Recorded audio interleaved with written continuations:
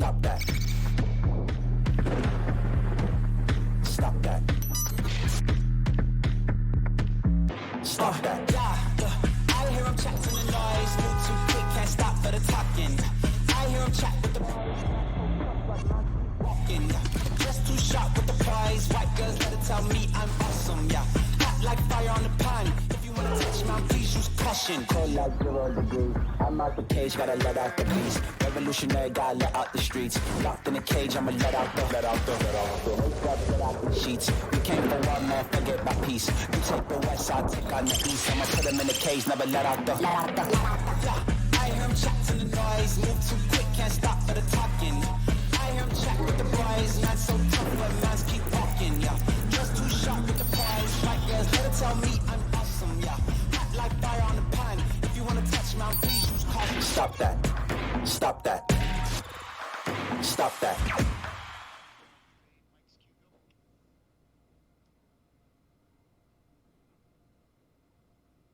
This is the day I have to serve the Richard Simmons punishment. Is that what you're doing? You guys couldn't get me a less cheap costume than this so that the headband would work correctly and it wouldn't look like I've got a ton of surface area on my forehead?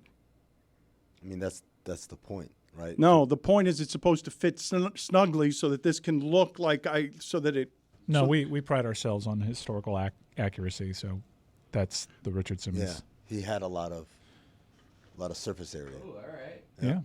No, that's so far so good. Impressive. Yeah. Yeah. Look, this day was scheduled long in advance. Can't help the news cycle. The news cycle makes this show, I believe, one of the most newsworthy sports days we've had here in 2 decades. We called everyone in. Lucy is sick. Lucy's been off for 2 weeks sick. She had to rush in to get in today to talk about all the things that are happening. I don't feel good, but I'm here, Dan, for you. Thank you, Just remember Lucy. that. Thank you for Keep that in mind. playing tough. Jessica is wearing some sort of smock back there that I think is a grid of death punishment, but I was told is not a grid of death punishment. She just wants to be fashionable. It's a shower curtain. It's Nick Saban's face, Dan. Young Saban. He looks great. He's very young. That's not Alabama Saban. Your dye jobs ago. That's not. I think it's early Alabama Saban. All right. I don't know. How many stories, would you say there are that would lead a normal show today? How many stories are competing to lead a show on an average sports news day? 5? I think there are more than that. More than 5? Yes. Wow. I think there are more than 5. I think that there might be 10. I think, well, let's do this. How about this? I will give you my top 5 sports news stories of the night. I see that Mike is on the phone with Bob Ryan, who's having a lot of trouble with his Zoom, and he's driving, and he's at the doctor's office, and this promises to be pretty complicated, talking to Bob Ryan as he drives on the Zoom. You're trying to get Bob Ryan on Zoom? Yeah. I have him on a car phone, like from the 90s. A big one, one of those big bricks with the cord on it. Yeah. All right. Yes, I'm going to do this. I'm going to do a top 5. Let me get some notes together here to see because there's just too much. All right. Well, I was going to ask you if you had to pick. You've got to pick one story from the last 24 hours that is the biggest, most interesting talk story. Mm-hmm. Jessica, what do you think you'd pick? Is your college football bias going to show here? Not now, Dan. I'm flight tracking. There is a scheduled flight out of Tuscaloosa to Athens in a couple hours. Whoa! Wheels up. How much? Greece? Wow, who's there? How much studying of flight tracking are you doing? The coaching carousel today is the craziest coaching carousel we've ever had in football. It's got to be, correct? It has to be. There cannot be a coaching carousel that is more fun and bigger than today's. But I'm honestly not sure if the coaching carousel, I need to be careful here because these shorts are really short, and if I get up too More like high, Dixon. Kill the music. Sweating to the oldies, though. All right, I'm going to give you a top 5, but I'm afraid it's going to have More than 5. I'm not going to do coaching carousel yet. Thank God. Number 5. Bill Belichick out in New England. That's number 5. Yes. Is this because we had time to prepare ourselves for this story potentially? It's because of how much happened. Oh. So even if it were a shock, it would still be a number 5 for you. Yeah, it's not really a shock. No, I'm is saying it? we're saying But hypothetically. that's- No, that it would was my climb. point. Yeah, It would that's his climb. point. It would climb a little bit. Like if it just out of the blue. Right, but we kind of knew it was coming, right? Like, you know what? I should do OLI because I should do OLI. Let me do OLI. This is my bad. I'm not very good at the top 5 lists. OLI, Pete Carroll out in Seattle. I'm so happy you mentioned this. This is a forgotten man. Poor you, Pete. You have Saban retiring, one championship. Don't give away the list. Whoa! Let me just argue for the merits of the Pete Carroll story. Without mentioning other names, though. Well, we just mentioned Belichick. All right, so you have Belichick, who's won Super Bowls. You have Saban, who's won college football championships. You have one coach that's done both of those things, and he's not in your top 5. I'm sorry. It's not a top 5 worthy thing given everything that's happened. Had he been outright fired as opposed to reassigned, would that have changed? It looks like he was outright fired. He was reassigned. He sounded like a guy that was outright fired. He's outright reassigned. It's East Coast bias. Vrabel's not going to make this list because we talked about it yesterday. It happened at the end of what was happening yesterday. So he's not going to even be on the list. There was an update on the story. He wanted roster control. Yeah, that can't make it today. Roster control can't make it today. So also number 5, because I'm bad at this. I need another 5. Stephen A. Smith goes after Jason Whitlock. That's 5? I'm unfamiliar. You haven't heard the story? No. Okay, maybe we'll get to it later. Also, number 5, Nick Saban retires. Okay, again, Pete Carroll won one in the pros and in college. Doing the college football playoff era. Legend in 2 games like he's Pee Wee Kirkland. Also, number 5, Charles Barkley tells Gayle King that he would punch Aaron Rodgers in the face. These are tied. These are all tied. These are all number 5. Then These she are- tried to protect him a little bit, and he's like, no. Let me be clear. I would punch him directly in the face. Yeah, you've mentioned you mentioned the day it is with Pete Carroll. I believe it was Farrah Fawcett who died on the day that Michael Jackson It is. died. That is unfortunate, and I can't keep up with the speed of the news over the last 24 hours. Some of this stuff happened when people were sleeping. I can't believe that this is all 5. Also, number 5, Pat McAfee fires Aaron Rodgers. What is that, like 5E? Very misleading. Yeah, I didn't even fire him. What happened? It's a hell of a way to spin an end of a term. Yeah. He only appears during the season. Their season is over, hence he's not going to appear anymore. It has nothing to do with what he said. Yeah, we fired Tim Kirkshin after the Fall Classic. Yep, we sure did. We kicked his ass to the curb. Number 4, Steph Curry suggests roster changes with the Warriors. That's ahead of Saban. Big one. Right there with Stephen A. Whitlock. I had no idea this happened. You said roster control wasn't on this list, so Yeah, what's that about? Roster control for Vrabel. Steph Curry's a superstar. of For the a player is highest different, yeah. order. Steph Curry. Oh, Mike Vrabel has road playoff wins at New England and at Baltimore. Vrabel to Alabama. How about that? You guys, No flights on the schedule, though, and Nope, not a no. Nashville to Tuscaloosa. I checked. He's driving. you guys believe that I've got the order wrong here.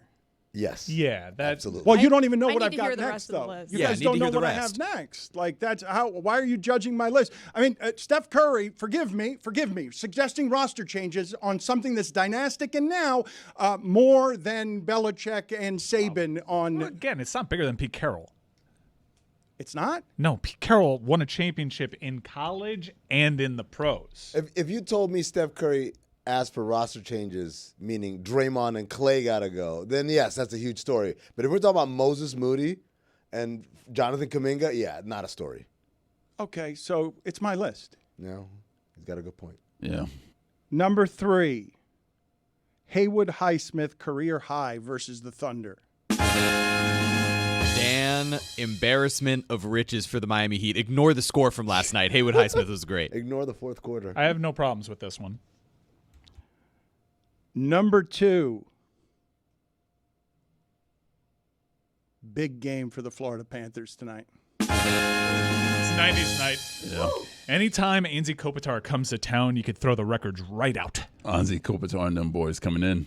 Very good road team. Very good road team. They stink at home, but on the road, they're as good as the Florida Panthers are. They're a superhuman team on the road, but the Florida Panthers are as hot as they've ever been as a franchise, Roy. Yeah, Kings coming off of an overtime loss in Tampa, and the Panthers get their first home game off of a long road trip, so should be a good game. Greatest road trip in the history of the franchise. Yeah, I should say so. Yeah. Hard pressed to find a better one. Tell me more. 4 games in a row, goal scored for Matthew Tkachuk. He is flipped the switch. Wait a here, minute, so he's that good. was my number 1. That was Oh, my no. number 1. Oh. That was my number 1.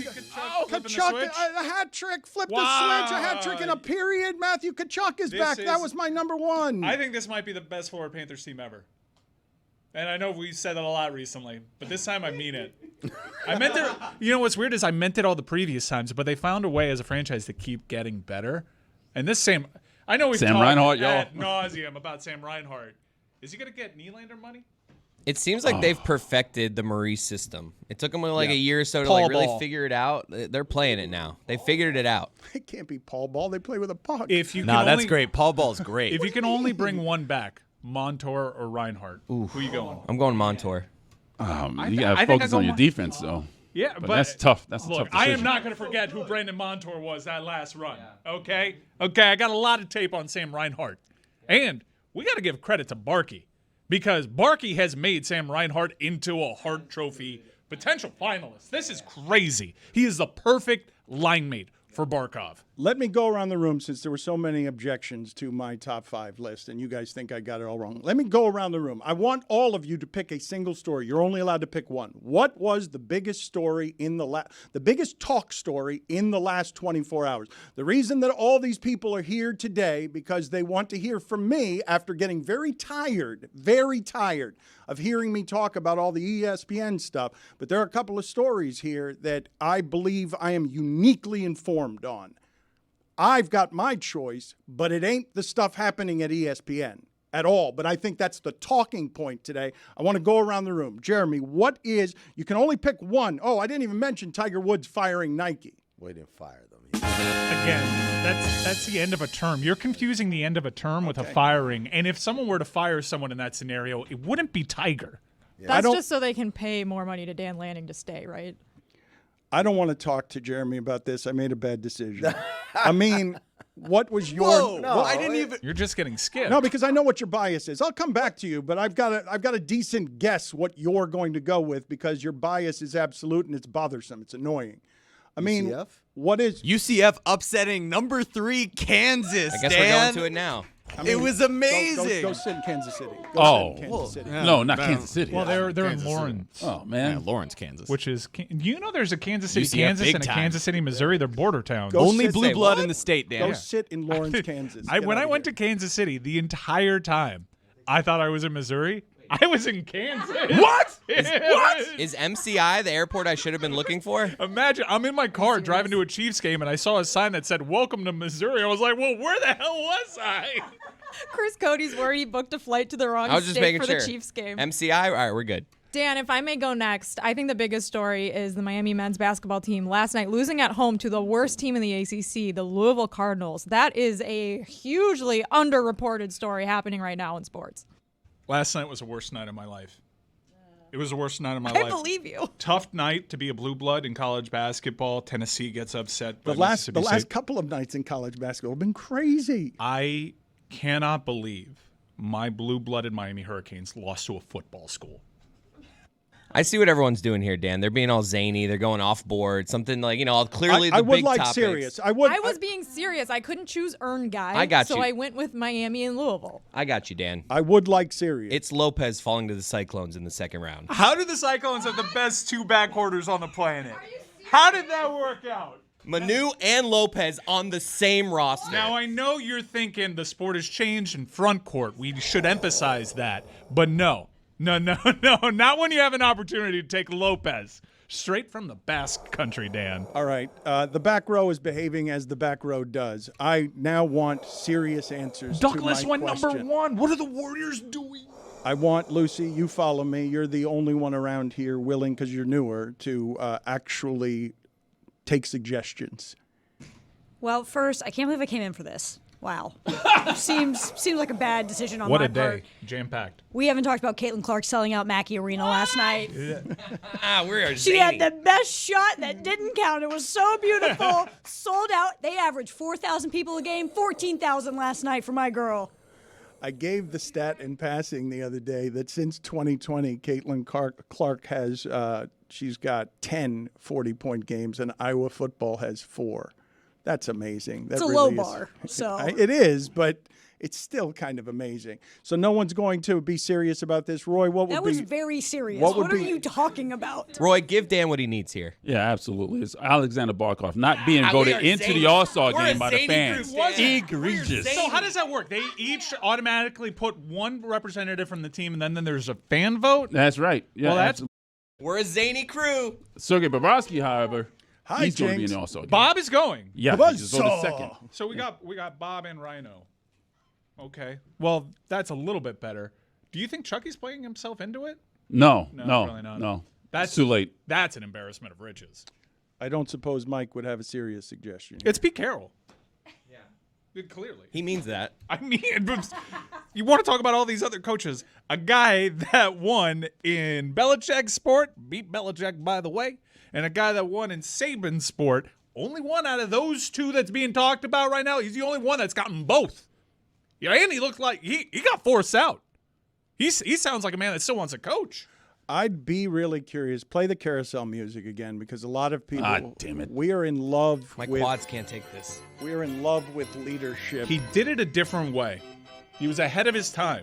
And even though he was the oldest head coach in the NFL, he aged with grace because his style really appealed to the current player. I mean, the Seahawks just missed out on the playoffs. Who are you to tell me that the Seahawks underdelivered on expectations this year? Would you Great say, head coach. Would you say that something culturally has changed in football, something perhaps that we might not understand about power dynamics when Carroll, Vrabel, and Belichick are all out, when I think all of us would say, no matter who your fan base is, you'd say Belichick has spoiled his fan base if he's fireable. Vrabel has spoiled his fan base if he is fireable. So there are other power dynamics at work. Do you take from yesterday's news, which I would believe to be one of the biggest sports news days ever when it comes to coaching surprises and changes, do you think there's something happening culturally in the league that would make that also, or it's just a coincidence? It's a happy coincidence that we get all this content. I mean, aging does exist. Feel the burn. It was a hell of a run for those But guys. Vrabel's not old. Like that can be just an appendage. Vrabel, that was just a power struggle. This is an old-fashioned power Well, struggle. Belichick was a power struggle too. Like Belichick. Yeah. Let's be clear on what happened. Vrabel had better results, I thought. I thought Vrabel over-delivered on this year. Saban's the only one choosing to retire, it sounds like, of all of the options, including Pete Carroll. I got to tell you, that deserved to be in the top 5.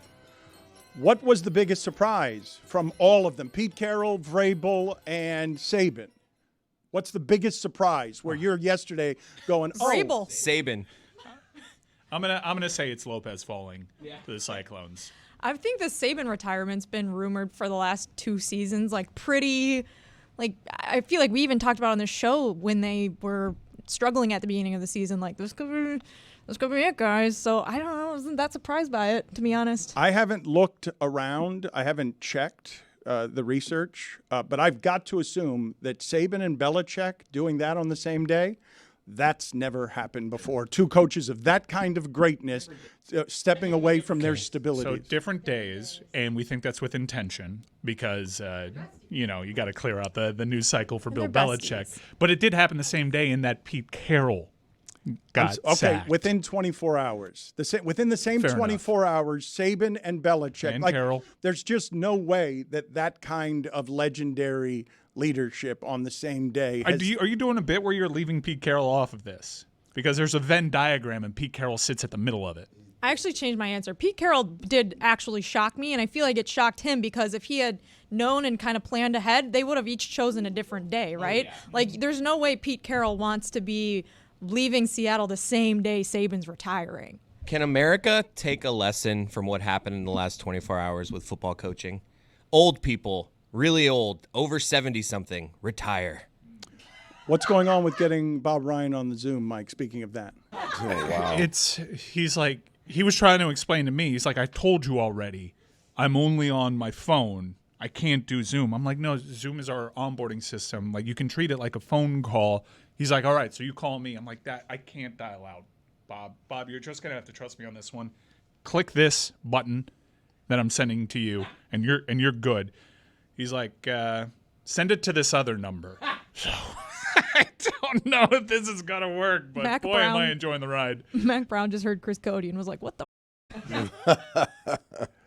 What should I do on a day like today about who our first guest should be? Because we've got a bunch of guests today, and normally we clear out a lot of guests on the biggest of news days. Adnan and Sampson coming up in an hour. No, I'm kidding. I canceled it. Well, but what about everyone else we have? Did you cancel the UFO guy? No. There was There was a unidentified jellyfish flying over Iraq. That's the right. one. Like, what? There's video of this. We got video. We'll show it, and we'll talk to Jeremy Corbell about it. Aliens are here, and I told you they're coming from our oceans. Jemele Hill is going to join us at some point, and I mean, what do you think is interesting about the power dynamics of everything happening? Hold on, guys. This takes precedent. Show the video of the jellyfish in the air. Let's see this jellyfish. Look at that. That's a drone. No, it's like unidentified. Look at that's thermal. It's changing colors. It's a drone with a bag on it. No, it's not a drone with a bag on it. Those are dogs in the background right there. The military couldn't lock in on this target. That's a thermal right there. You see it changing colors right there? A bag doesn't change colors. Guys, Kansas was number 3 in the nation. What? A drone can absolutely change colors. Gotta be honest. All you got to do is have different heat patterns coming out of it. This could be a camera smudge. Feels like the beginning of a Katy Perry song. Do you ever feel like a jellyfish floating through the sky during Iraqi freedom? That is clearly and obviously a drone. And Mike says that it can't change colors. It can fly and spy on people and go anywhere in the world undetected, but it can't change colors. That's what you're arguing. Baby, you're a camera smudge. Maybe.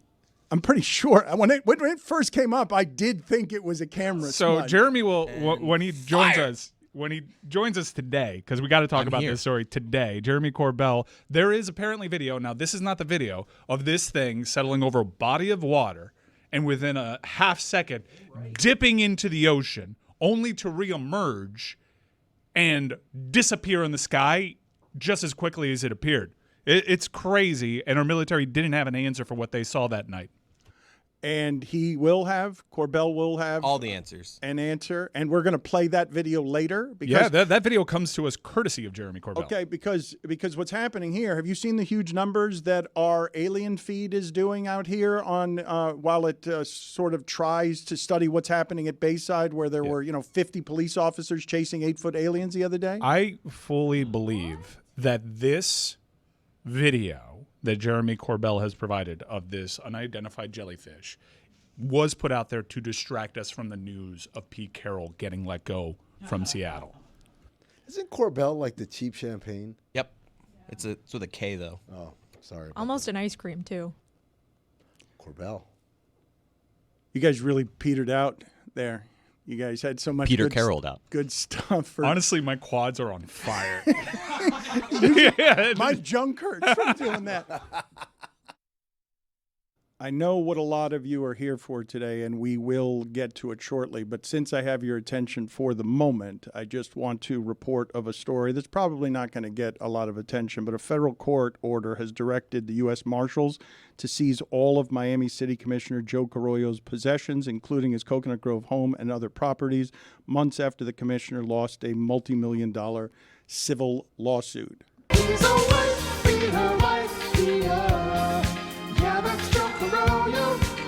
And I just want to take this moment to salute Billy Corbin and all the work he has done chasing this person around, because now that the precedent is set, I can say it. Joe Carollo is a piece of shit. If he's within a mile of where you are, you need to cover up yourself and protect your soul. Soul? Yes. And it's a good thing that he's under this heat, because he has run Miami for way too long, and it's annoying. I have not heard much of the Stephen A. Smith sound, but people have. I know when something happens at ESPN because of what happens to my phone every time something happens at ESPN. And that's a power move. Like McAfee set the bar. Oh, you can say things now? And Stephen A.'s like, I might make less than McAfee, but I don't have less power than McAfee. And he just did what he wanted to yesterday. And, I mean, I don't know what you think the biggest talk story from yesterday was. All of them. You can select from all of them. Which one would you select? I think realistically it's probably Saban retiring because it's so unexpected. But personally for me, the Whitlock, Stephen A. Smith rant was exhilarating. That was the most interesting thing to me. But if you're talking about what's going to get the biggest interest, what are most people interested about, it's Saban. He's a legend and he's retiring. Yeah, not playing games. When I heard this went down, I sought leaks. I wanted to get advanced copies of what Stephen A. Smith was going to do, and then I saw the whole thing, and he did not disappoint. Well, this is what I told you, because, Mike, I told you this yesterday. You guys won't believe this, but it's the absolute truth. What I'm about to tell you, and we're going to play some of these clips now, and I'm going to be hearing some of them for the very first time. Really? Yes. How did you contain yourself from because I want to react to them in real time, because I kind of know all of this story, okay? I know all of this, and I know all of it. What I'm saying right now is not made up at all. At 2 o'clock yesterday, I get a phone call, and I pick up my phone. And I'm not kidding you when I tell you that what was conjured for me, because the person on the other end wasn't really listening to me, he was just, it felt like prowling around a cage like a tiger, like ready to do something. And it was Stephen A. Smith, and this is what he said to me. How dare you order Mexican from me? I'm not kidding when I say this. This is what he said. Like, I could tell he's steaming. I've known him for 30 years. I could tell he's steaming. And he's not listening to me. Like, I'm talking to him, and he's getting ready for his show. And wherever it is he goes in his head to get ready for this show, to talk about a guy he has purposely not talked about for many, many years, who has accused him of being a plant like Kevin Hart, because now everybody wants the Cat Williams interview in the clicks. All these guys want it. So Jason Whitlock accuses Stephen A. Smith of being a plant like Kevin Hart. I think that's where this started. Yes. I'm going to guess that's where this started. With a very eating grin. He also said he also said he lied a bunch in his book.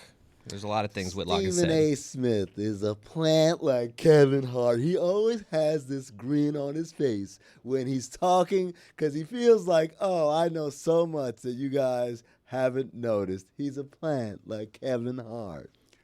Do you Is guys that a good Whitlock? It's not, but that's how. No, cadence and delivery. That's on I the can't money. do his voice, but he does this thing where everyone knows you average 1.5 points. Excellent. Now, Is good. I'm not a math major. Oh God, it's truly one of the more annoying deliveries there is out there. It all gives off sadness to me. Anytime I watch Whitlock these days, I get sad. Which is often? No, I mean, I just see the clips. I'm just saying I see these clips. But hold on, because I do not want to spend this time ripping Whitlock, and I do. I know. I know. We'll let Stephen A do it for us. No, I'm going to give you the whole story. I'm going to, at some point here today, I have not talked about any of this stuff, any of it, for many, many years. Yes. And I'm going to talk about some of it today, but I don't think you're going to hear, I don't want to disparage Whitlock. Plenty of people are doing that. I want to tell you the real story. Like, you guys are going to do hijinks and stuff, and I understand it, but I have what is the real and actual story. And it starts yesterday with Stephen A. Smith calling me, and I'm telling you, he's not really, I don't feel like he's listening to me when I'm talking to him. And then at the end of the phone call, what he says is, buckle up, and then hangs up. Oh, Wow. Did he have a cigarette and he butted it out like? I was talking to him on the phone. It was buckle not up. FaceTime. You could hear him. And he was a lion in a cage, just sort of. He's purposely not talked about this person. Man, I mean, But real quick, he did say that in his rant. He said, "I called my pastor and I called my closest friends," Which in the was media. hilarious. yeah, we have that clip. Let's go ahead and fire it up because this is how he set up what he was about to do. Jason Whitlock. I said that name. It's not a name I've uttered. I normally don't do that, but it's necessary to do now. I've had enough of that fat bastard. That piece of shit. And I want to make sure that before I go to break, I want anyone out there who watches me, anyone out there who knows me, anyone out there, no matter what you think of me, I want you to remember, I never talk about him. I never talk about my colleagues. I don't do that. This is a first. But it's necessary. And when I say don't talk about them, I don't mean don't talk about them literally. I don't get in on them like I'm about to do now. I literally called my pastor and asked for his forgiveness and understanding in advance because he's not going to recognize the person he's about to hear. I did the same when I emailed the bosses at ESPN. This is my podcast. I own and operate this. I do what I want on this podcast. But it doesn't mean that I still don't harbor a responsibility to at least give my daytime employers a heads up as to what I'm about to do. My sisters, my nieces and nephews, my boys in the industry, everybody that I could reach out to in time has been warned. It's time for me to address this. I'm only going to do it once. Because this bastard is worth less than a damn cockroach. He wanted my attention. He's got it. Oh, man. Jason goosebumps. Whitlock. Dan, how cool is it? You're one of his boys in the industry. Less cool than I would like for it to be when I call him this morning or text him this morning and say, hey, I'm going to get your pastor as a guest. I want to do a post game with him. That's why he's the GOAT, guys. And Right he said, absolutely not. You're not going to do that. Or actually what he said is my pastor would not do that. I have known Stephen A. Smith for 30 years. And that right there, that person that you see in front of you, and I could see where Whitlock would get this confused. That person is the most sophisticated person I have ever seen as a minority navigate the labyrinth of power the way you must to get all of these clown people who are running sports television in general to give you the power you need. But now, because McAfee has set the template, and because Stephen A. Smith in 18 months is a free agent, and he's making $7 million a year less than McAfee while being worth to that network, I think, in terms of what they've built there, more than McAfee. He's doing on his own podcast the things that will get him the power and the clicks and leverage to tell ESPN, you either pay me or I'm going to build my own thing. I don't think people know that he has as his agent the guy who was John Skipper at ESPN before John Skipper. His agent is Shapiro, the guy who was the president of ESPN, who then ran Six Flags for Daniel Snyder. And what they're building is the future of all these guys are going to fight in this space. Bill Simmons, all these guys with the power, whether it's Whitlock or Simmons or Colin Cowherd or Skip Bayless is now losing all the numbers because he lost Shannon Sharp. All these guys at the top of the food chain are waiting for the entire media to crumble so they could stand as their own brand. And Stephen A is going to have the choice. Can I keep using ESPN as an infomercial, or can I have my own podcast where that right there can't happen on ESPN? It simply can't. The way that he delivered all of that is not something that can happen on mainstream television. Dan, let me ask you a question. You said a couple of times now, because of what McAfee did, Stephen A feels empowered to do this. Do you think that's the case, or is it just a case of Whitlock said another thing about him and he's just said enough? Like if McAfee hadn't had his whole thing with Norby over the last week, don't you think Stephen A still would have done this? Okay, fair enough. This is what I would say to you about what these dynamics are, okay? And I have, I ran into these people because I could not abide them being my boss. Mm-hmm. Stephen A is respectful to his bosses. Stephen A is the only person at that company who called me when I was in the immigration brown kids in cages at the border controversy, fighting the company on something, and said to me, calls me and says, Dan, you can't go against the company. He's the only one who had the balls to do it. No one else would say that to me. It became a whole bunch of whispered conversations. And so I do believe he's just getting stronger. So fine, it might not be McAfee as the impetus. And no, clearly his hatred of Whitlock is the impetus. That is real and it is strong. Whitlock's book review, where he calls him a plant, was the impetus for all I know, but man, Bomani has never spoken about Whitlock, and I'm not going to speak for Bomani, okay? But there is a dangerous thing with people who are powerful and black going after each other in public. That's part of why Cat Williams got all those clicks, and part of why people are arguing, Shannon Sharp, you need to be more of a journalist there. And Cat Williams is tearing down every powerful black comic. Like, one thing that I know Stephen A. Smith got wrong, he says that Jason Whitlock sent me to go talk to him. No, he did not. No, he did not. But I'm going to explain all of that and play some more clips about this next, because there's a lot of rich and interesting stuff here about how power works, how politics work, how race works, and how sports work.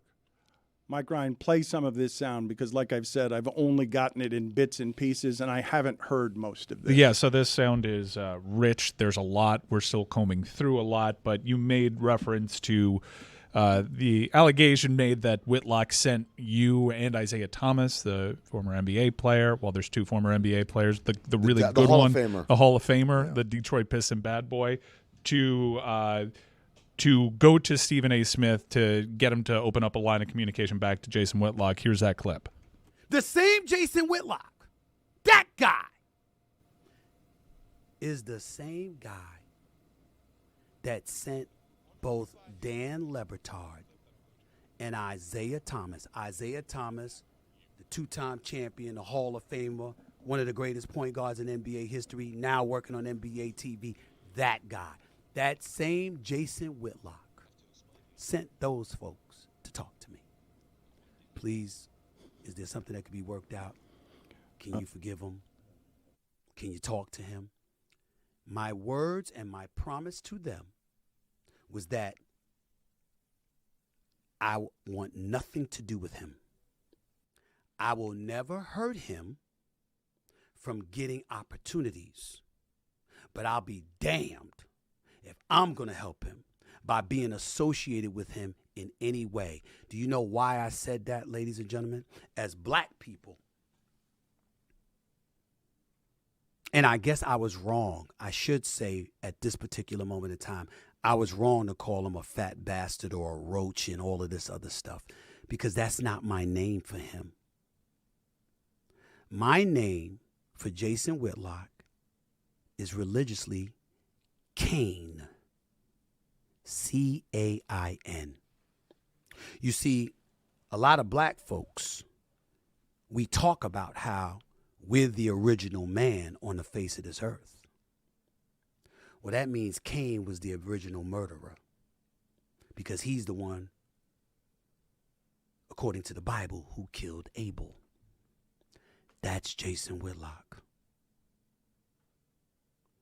There is nothing good about him. Absolutely nothing. His delivery makes it funny. I mean, he's the best at that. Whisper Stephen A. Smith is my favorite Stephen A. Smith. Is that true?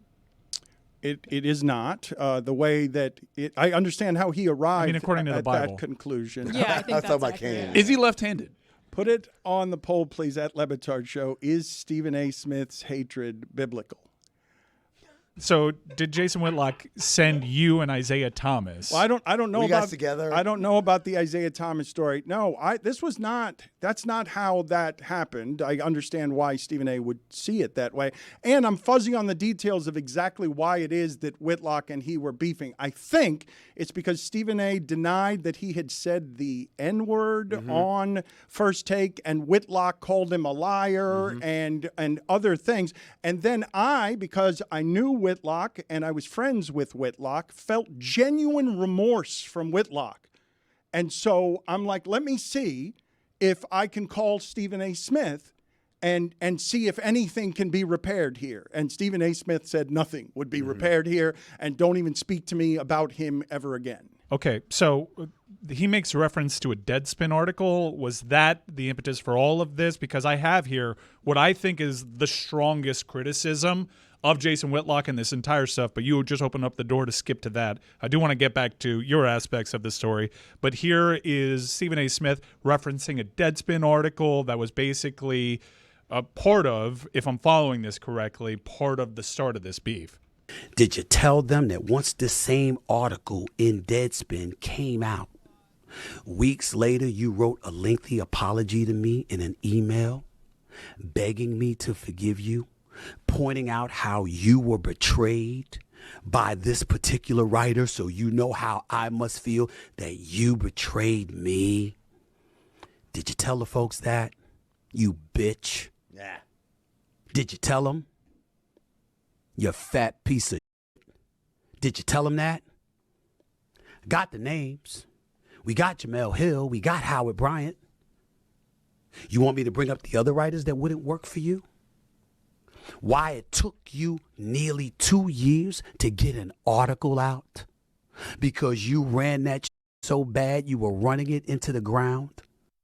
All right, there's a lot of stuff here because it is possible, and I had not heard any of that, it is possible that Jason Whitlock got that job from Skipper because the one time I used Skipper's phone number was to vouch for Jason Whitlock as a journalist. This is all your fault. As a journalist. It might actually be my It's all fault. your God fault. damn it, It might Dan. actually be my fault. God damn it. White privilege. So when this started dropping, Stephen A. sent out a teaser tweet, and it could have honestly gone anywhere. And I reached out to you because I assumed, okay, today might actually be Jason Whitlock Day for Stephen A. Smith, a day that he swore would never come. He tweeted, "Today is a day I finally speak my mind about that no good fat bastard."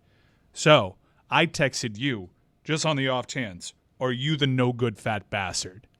Thankfully, you didn't think so. But maybe I am. Maybe he is. Maybe, You but know I don't you think are? Stephen A. Smith knew it until now, and I didn't know it until now. Okay, well, this is important context because I kind of knew the Skipper undefeated thing, and you vouching for Whitlock because you always vouch for Whitlock despite clearly my objections. I vouched for Whitlock as a journalist.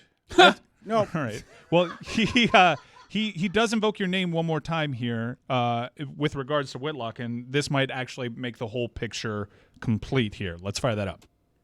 I ask any of you connected to this industry from this point forward, because I know my colleagues, they don't want to touch this subject because he's a bully, and they don't want to deal with the fallout of him constantly coming at them. I don't give a shit. He came to the one. I know what he is. I have the emails. I have the articles. I have everything. I once tried to befriend this dude.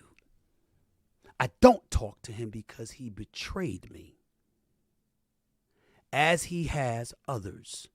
He's turned his back on Dan Le Batard. He's turned his back on all of those other colleagues that I mentioned. Ask Jemele Hill about him. Ask Dan Le Batard. Ask Chris Broussard. Let me stop naming names. Ask anybody in the industry. I can give you the names of the executives if you want. All of them. He's the best. He is so good. He's the best. When his rage is righteous, he is the best. And he mentioned that he tried to befriend him. Jason Whitlock is the reason I was introduced to Bomani. Jason Whitlock had mentored Bomani. And again, Bomani can speak for himself here. Bomani does not talk about this person because Bomani is always dignity first. And he will not fight with other black people in public very often. But this was, Jason Whitlock was, and I need to be careful here because this is not merely a person I have cared about. This is a person, Jason Whitlock, that as recently a month ago, and he's been slaughtering me and a lot of journalists I care about publicly for a long time. I called him a month ago several times, leaving messages just to see if he's okay. And I haven't talked to him in a long-ass time because some of this stuff hurts. My family knows Jason Whitlock. My brother spent time with Jason Whitlock, and we were friends. And I like to think that whether it's David Sampson or Jason Whitlock or anyone, that I try to see the best in people and that people are flawed and that people are confused. And I don't want to turn this into a defense of Jason Whitlock because he's made me super angry. I've got friends of mine who, if they saw him, they would beat him up in the street. On site? Yes. Punch him right in the face. Multiple friends I have that are so mad on my behalf at what's happened here when I tried very hard to care for this person. This part you guys will find funny. I'm pretty sure that the reason he turned on me is because of something Stugatz said. It ain't anything I've ever said publicly about him. So Dan Le Batard goes on his show, and he says if he sees me in the street, he's going to punch me in my face. I'm not a math major, but how many guys has Dan Le Batard ever punched in the face? I don't know. I mean, a lot of people, actually. 3. One was a slap. Bourbon Street in New Orleans. So which one is Open it? hand. He says slap, he says punch. This is growing on me. He's an industry plant just like Kevin Hart, just like Stephen A. Smith. One was a bouncer at Fat Tuesdays in Coconut Grove. What? Yeah. 3. The answer's 3. Do you know what Stugatz said? Because you kind of have to hand it to him. I can't remember exactly what Stugatz said, but he thought I controlled Stugatz. Clearly doesn't get the show. I only go to fat places. Is that me you were doing? I only go to Fat Tuesdays? It's fat every day for you, Dan. Oh, God. I'm lost now. I don't even know who's talking. Is it Whitlock? Is it Amin? Just to clean this up a little bit, Stephen A. ends one of his points with, go ask Dan Le Batard about him, go ask anybody about him. And it seems as if I ask you about Jason Whitlock, you're guarded. You don't actually want to tell me. Well, I don't. Out of principle, though, right? No, but look, man, out of principle, I don't hold on. Is this about out of principle? I'm Dan Le Batard. I don't deal in that kind of muckraking or whatever, or is it specific to him? Is it because you, like me, see the sadness in what Whitlock's doing now, and you don't want to pile on? Look, I don't know. I'm not sad, When I called him, I was genuinely curious about what's going on with him and if he's okay. Because this can all just be, how do I get the clicks? My career is ending. But I don't know. I just want to know. Anscape has done such good work with what The Undefeated was supposed to be. The idea for The Undefeated was such a good one. ESPN, man, we were all hired to shake the place up. You see what's happening with McAfee and Norby. They hire Skipper gets there. He's like, get me offices in Los Angeles. Get me offices in New York. Studios in Los Angeles, New York. Get me Miami. I got a great Norby Williamson story to tell you. He had no idea the Clevelander was coming. None. Was telling every ESPN executive that'll never happen. And then the next day it happened after he told Mike Voss, senior, not the one McAfee goes at now, senior. there are some good stories here, but we don't say everything. What Stephen A is telling them. Yes, that's right. That's correct. We need to get to the Nick Saban conversation because I have been deep in the flight logs. If anyone knows where Steve Sarkisian vacations, let me know because lots of flights from Tuscaloosa to Florida, nothing out of Austin right now. But before we do that, Lucy, I need to know how the Rose Bowl and the college football national championship game were. The Rose Bowl was really fun. I don't know if we're going to have a video from the college football national championship, but let me tell you, it's terrible. The worst trip we've been on, had the worst time. I got sick. Everything went wrong, and then I had to spend the whole time with Michigan fans, and I don't feel like very strongly like anti any fan base except for Michigan. I do not like their fans at all. Wow. Really don't. This was worse than Army-Navy. This was so much worse than Army. This was Navy. worse than some some parking lot that you were wandering around for the SEC championship game. I got the video back and I was like, there's no way they let us run this. Like, there's no way we use this content. It was so terrible. So we had a bunch of issues, which we detail in the video. If we run it, you'll see it. We had a tough time, a very tough time. And then I went into the game and I felt this like emotional attachment to Washington. I think it's because they played like Iowa. And I was like, I need them to win. And I hate Played Michigan. like Iowa. Washington think of a plays team like that the paid and opposite played of any Iowa. They played like Iowa in that game. Oh, okay. Yeah, not all season long. No, they're the exact opposite of Iowa, which is Right. why I went into it. I was like, yes, I really want Washington to win. I just want to see some points scored. And then I was like, this follows me wherever I go. I'm never, ever going to see points scored in my life. It's your fault, Lucy. It is my fault. It's 100% my fault because the Big Ten West follows me wherever I go. And then I had to sit there with Michigan fans who I do not like. It was miserable. I don't like them. They're not cool. Who's worse, Michigan fans or Emily? Ooh, God. Oh, wow. Emily's more hateful in her core, but Michigan fans are more annoying. Like Whitlock. I can't believe that I don't imagine you hating someone in college football like that for just being a fan base. Like, it's not like there's reprehensible behavior. It's just. They're bad. But all fan bases are kind of No. obnoxious. So my first experience, like, I never had any thoughts on Michigan. I went to Iowa, Michigan in the Big Ten Championship like 3 years ago. Obviously, Iowa lost. I believe it was by 39. They lost by a lot. And it was like halfway through the third quarter, Iowa is down by 30. And this Michigan fan, who was like a grown man, just starts screaming at my little sister. He screams at her the whole time. He starts screaming at my family. I ended up having to go up to him and be like, hey, man, just knock it off. Iowa's down by 30. And he was like, screw you, screw Iowa, whatever. I don't care that much. And I asked the Michigan fans around him, I was like, hey, can you guys just get this guy to stop? And they were like, no, you just have to deal with it. And it was horrible. And then when we went to Michigan, Ohio State this year, it was the only time we dealt with like bad fans. It was the only time where I was like, wow, people are harassing me. Wow, people are really, really like, I don't feel safe right now. And then we went to the Rose Bowl. I didn't really feel as bad about them then, but still didn't enjoy it. Stood in front of a Michigan fan for half the game. She and they're hasn't horrible. talked for 2 weeks. Is this our Saban segment? She's revving really hard. Well, she we did need to- share all those thoughts on Miami Mic'd Up this morning. And if you want those, you can subscribe wherever you get podcasts. Where are you coming from? No, but he's right. First of all, she's been dying to talk, and Jeremy stole the exclusive of Lucy had a time. She's done all that. Look, what are you grinning about back there? You're stealing from the company. Scoops Taché. We wanted to get to the Saban stuff. I don't want to go to Lucy's video right now. She has sold it in a way that makes me not want to go to I it. kind of want to see it. Okay. It's bad. It's bad? All right, we'll get back to it. Can we talk about the greatest college football head coach ever retiring? Kirk Ferentz did not retire. Can we talk about the sad graphic behind Dan that made me giggle during the beginning of the segment? I mean, Pete Carroll has to feel terrible today. But yes, Mike, It's a visual representation of that Venn diagram that I was talking about, where there's someone squarely in the middle of a college football and Super Bowl championship.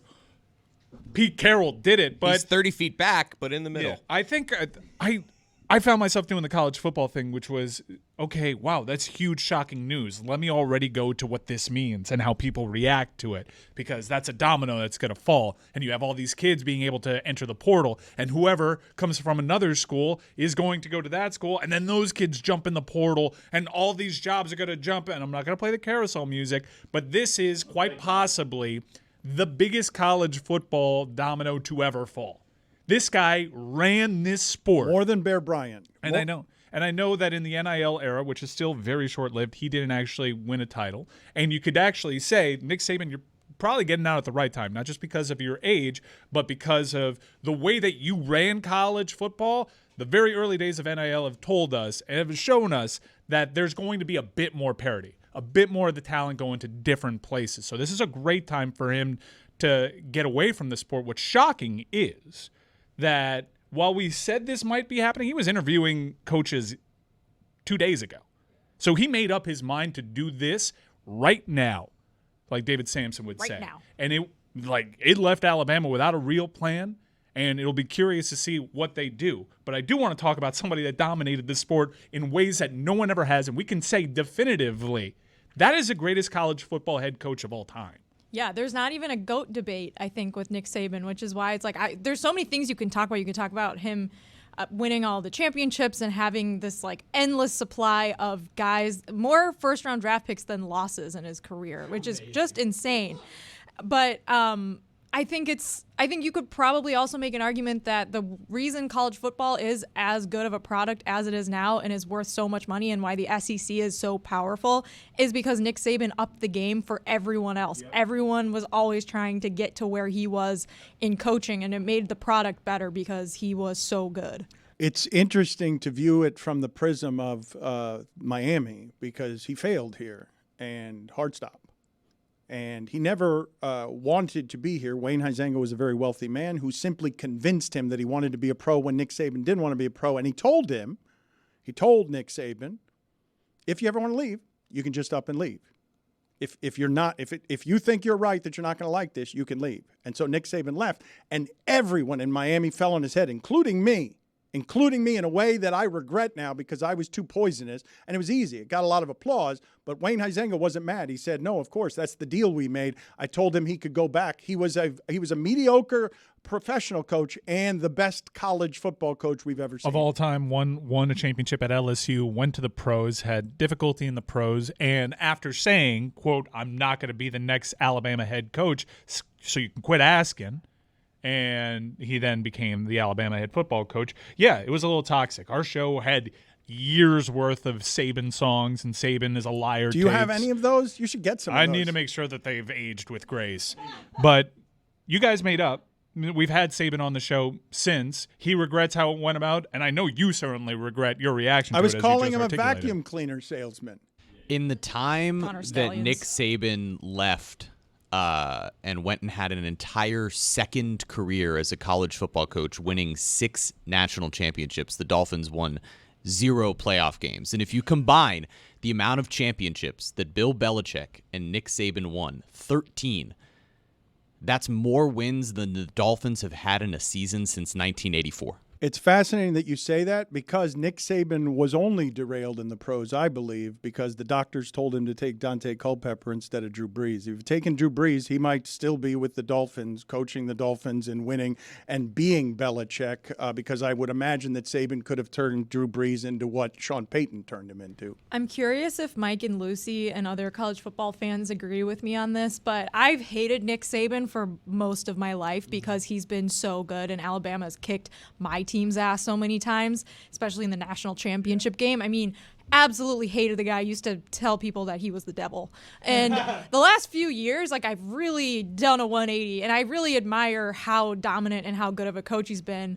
And now what I'm was a it? little. What made you turn? Well, I enjoyed our talk before because we were talking and we realized Nick Saban didn't change. I've changed. We changed. I've changed. Yeah, like we're Respect it. yeah, we looked to some of the leadership qualities that Nick Saban had when we were younger. It didn't land quite well with us, but he's unquestionably one of the great leaders in the history of sport, and the success is undeniable. Do we have an image? I know I'm putting studio team in a rough spot, but look what Auburn was doing yesterday.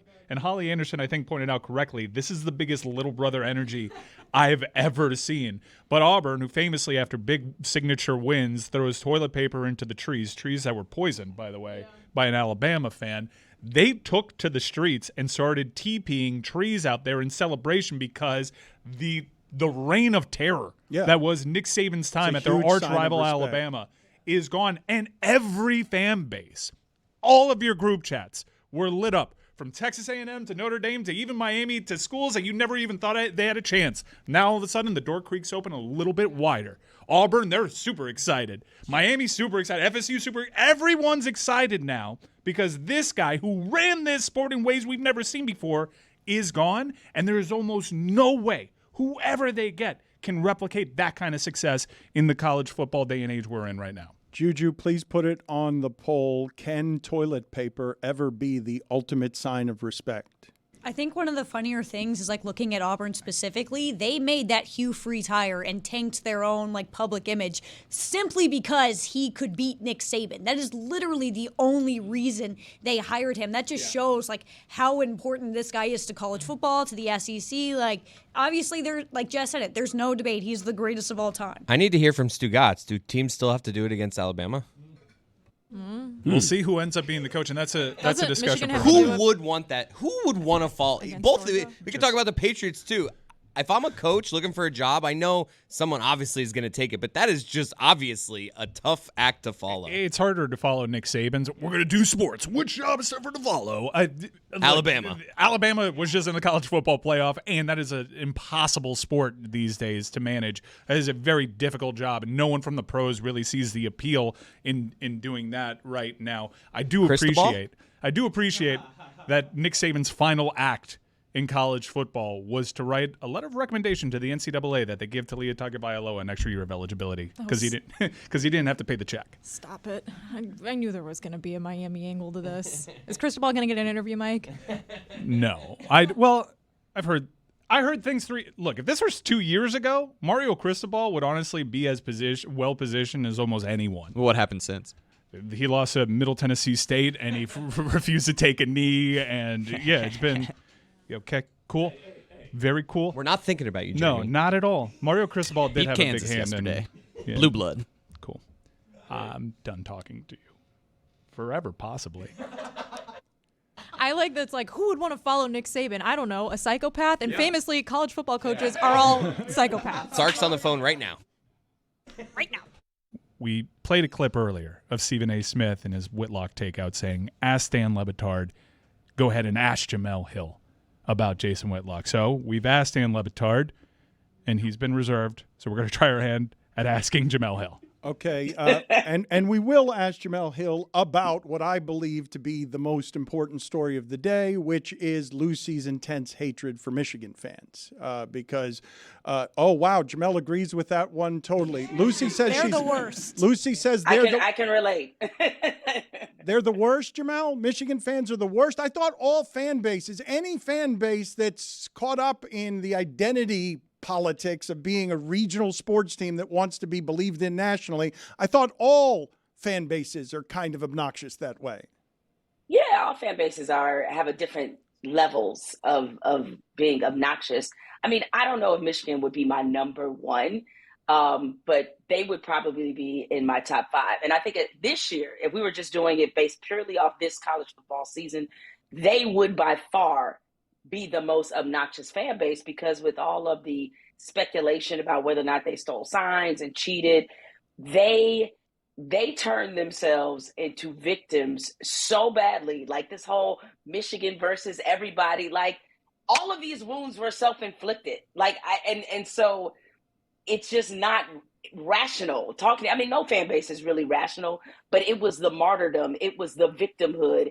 It was them riding that nobody believed in us train that is so annoying. And they were at their worst this season. And so I was hoping that they would be, I was hoping that they wouldn't make it this far. I knew they had a very good team. So I certainly don't want to make it seem like their team wasn't worthy or what they accomplished or anything like that. But hearing them constantly over and over again talk about how they were targeted and, just that whole thing with the cheating, they were they were the most obnoxious fan base in college football this season, and I don't think anybody else comes close. I believe that this is the happiest I've ever seen Roy Bellamy, and I think it's not even because of the Panthers. Look at how joyous he is. It's simply because Whitlock is getting dragged today, isn't it? Oh, absolutely. Is he? Because I tried asking Jemele Hill, and we talked about Michigan. Can we talk about the Whitlock thing, please? More stories. Jemele, Stephen A. Smith told me in that clip to ask you about Jason Whitlock. I am asking you about Jason Whitlock. Okay. Well, I will say that what Stephen A. said is correct, is that when the undefeated started, Jason and I have a history. And I just realized it's been a really long time since I've said his name. And so maybe from this point forward, I just won't say it. Or you can call him a fat bastard. I won't go there. I'll leave that to Stephen A. And by the way, just a quick point about the rant is that it is, even though in real life, like off air, I've heard Stephen A, curse just in conversation. He sounds so awkward cursing on broadcast. Maybe because he's not used to doing it, but I needed him to put a little stank on it. You know what I'm saying? Like it sounded like he hadn't cursed in a long time. It sort of reminded me of when you sort of learn your teacher's first name and you're like, oh my God, you're not Miss Johnson, you're Loretta. What is this? So I love no holds barred, Stephen A. I do too. I love outside the corporate machine, Stephen A. saying whatever the hell he wants, all powerful. I'm here for the rankings of women. I'm here for him talking about the body parts he likes. I'm here for this liberated Stephen A. But it still feels weird to hear him curse, and I just I needed it to sound a little less awkward. But that being said, to answer Mike's question, is that Stephen A. was correct. When the undefeated started, he reached out to a bunch of us to see if we wanted to work, with the undefeated. He and I have a particular, we were at one point, I would have considered us to be friends, and that dissolved for a number of reasons. Some of which I don't necessarily feel like I want to dig up the bones on, but only to a certain degree to make my point. But by that time, we were not even, wouldn't even acknowledge each other probably in the same room on that level. And he reached out to me. He apologized and said that it was a bad look to have two Black people in our position to be beefing.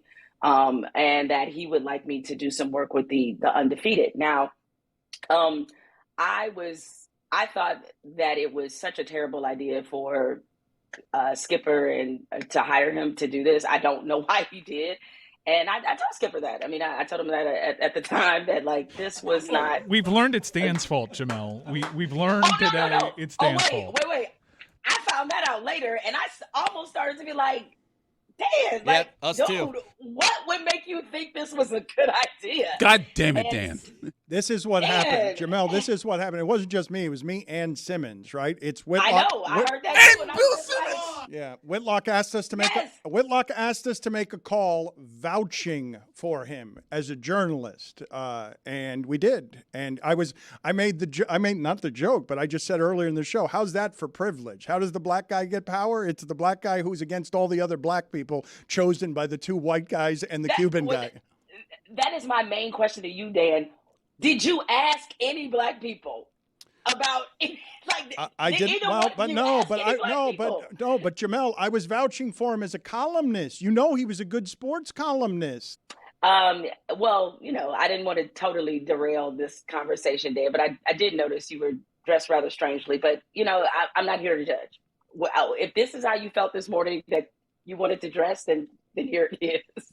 What did you think? Because this is so interesting, everything that's happening at the top of sports media right now, Jemele, because you've seen the culture wars are coming and to sports media power. And Sage Steele has weighed in on how disappointing it was to see Stephen A. Smith go after Jason Whitlock so unprofessionally. So what do I do with that? Well, if there was one person who would come to his defense, I think that's probably the correct person. If you asked me to take 5 guesses, all 5 of them would have probably been her. I think people have something mistaken, though, about all of this. And there is a long list of things that he has done, It's a long list that, especially by people in this industry who you respect, like Stuart Scott. Let's just take him, for example. Jason Whitlock wrote some pretty awful things about Stuart Scott.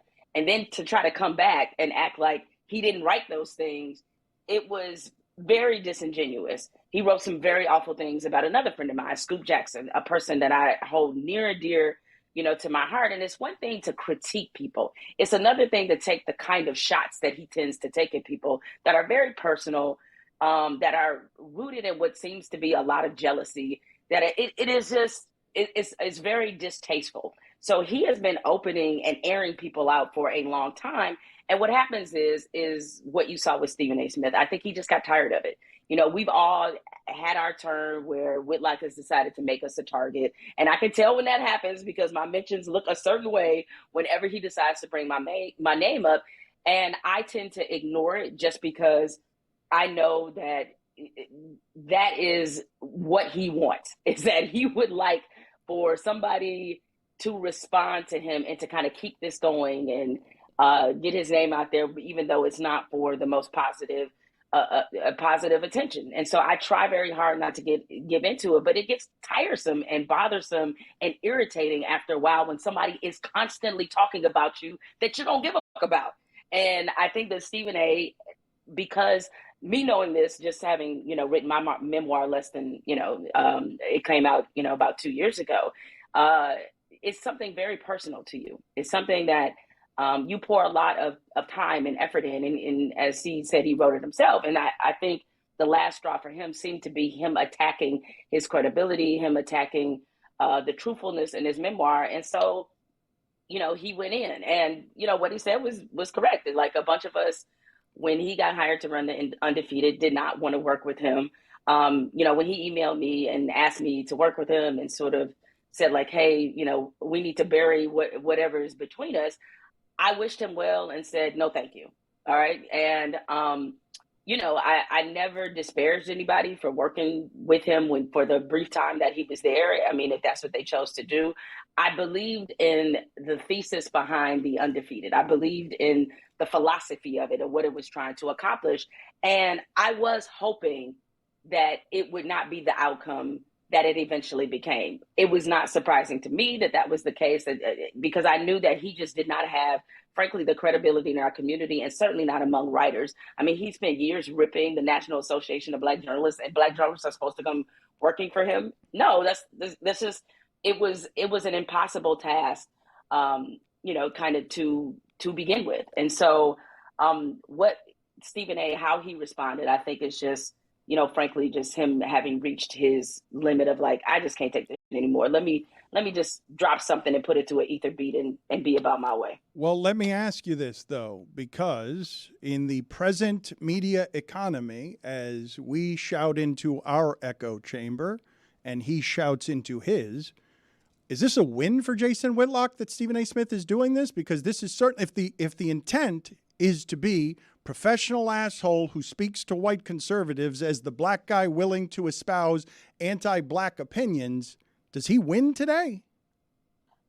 I guess you could argue on some level, yes, because there's a bunch. After I verified what Stephen A. claimed, to say, yes, he is correct. We did not want to work with him.